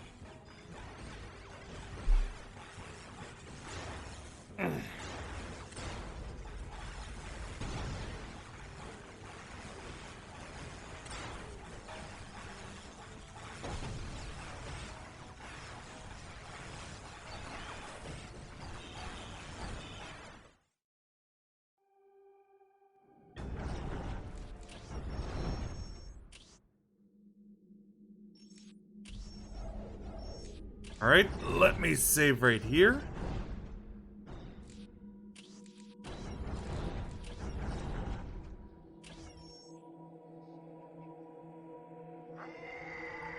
Well, about time someone starts up. I stand corrected.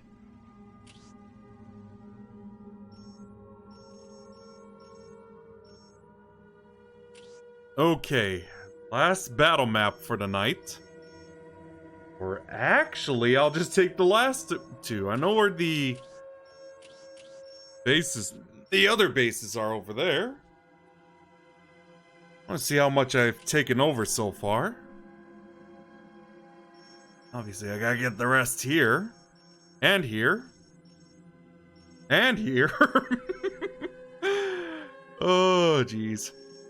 Okay. Let's attack this one first and then the other one last.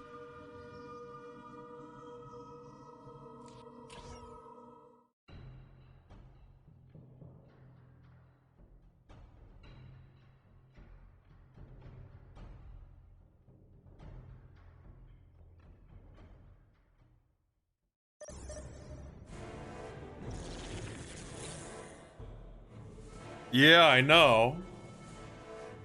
Obviously, the last stronghold I'll be dealing with is the Eldar. Because their campaign, it always makes me feel like it should be treated as a final boss stronghold. Though, I will say this. The last campaign I will do is the canonical one. Which is, of course, the Blood Ravens. So, are those theories... Are there actual theories that the Blood Ravens are supposed to be successors to the Loyalists? Groups of... The Loyalist successors of the Thousand Sons? Because I've actually said, like, their unknown Primarch might have been Magnus.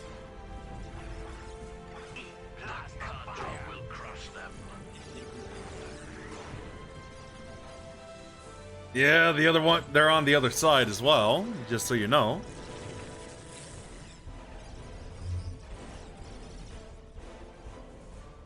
Ah, I see.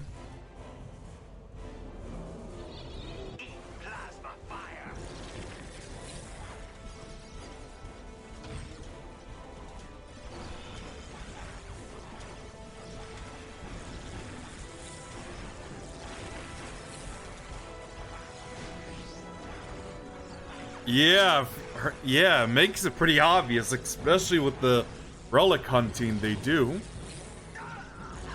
Alright, that's one down. Let's get out of here. And take down the other one, the other side.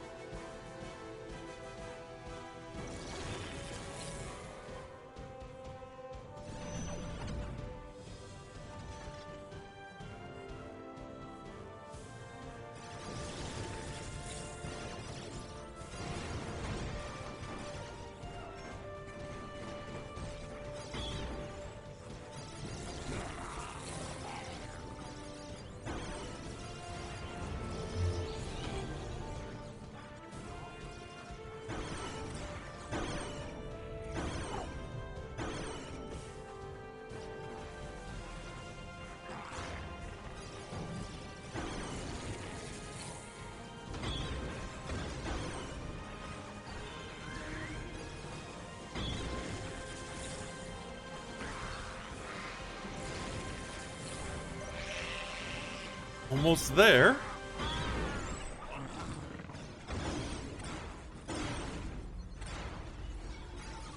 All right.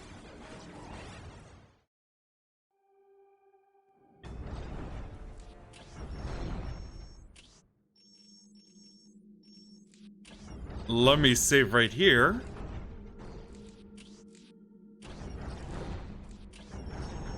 Oh yeah, I actually know this one. Okay.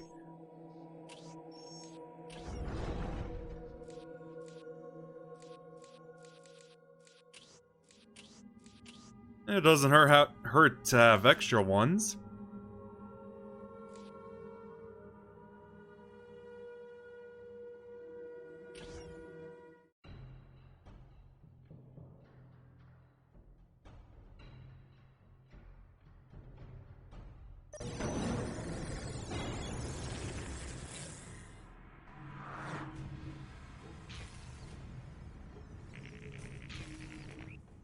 Now that'll come in handy.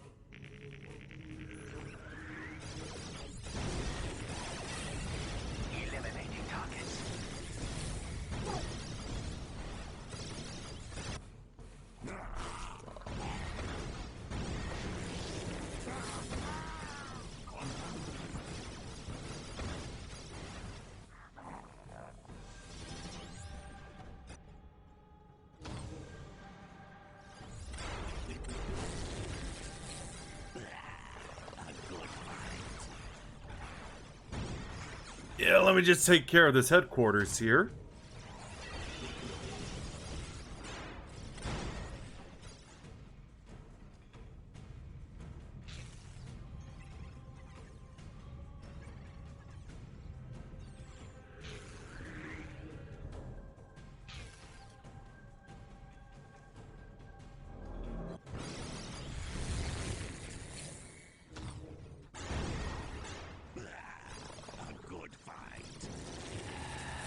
That's one down. I think I know they're on this side.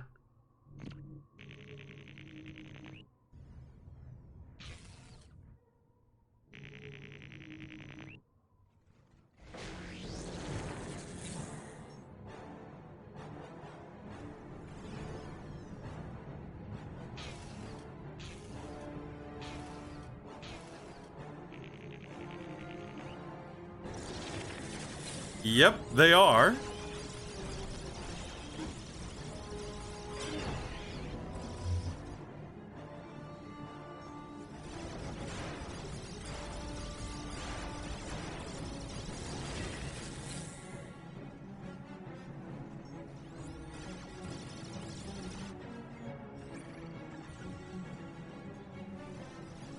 Though that victory dialogue for the Chaos Stronghold. So, when they're talking about the Eldar myths, does that mean when it was just Khorne, Tzeentch, and Nurgle?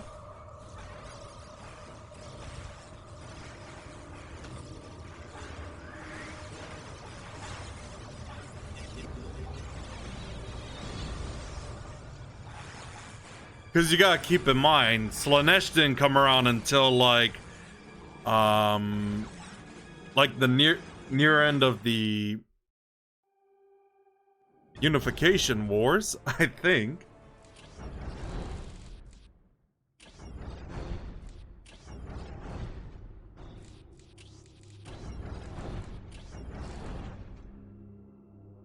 Charge the enemy! My mind is too Are you serious?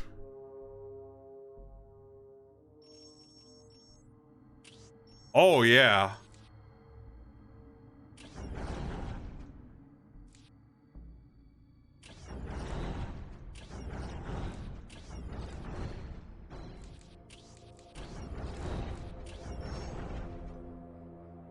Alright, that's it for Dark Crusade, you guys. So yeah, this is what I've taken over so far, but I guess since I did start the session for tomorrow, I might as well come there and just spectate while building my Pathfinder team.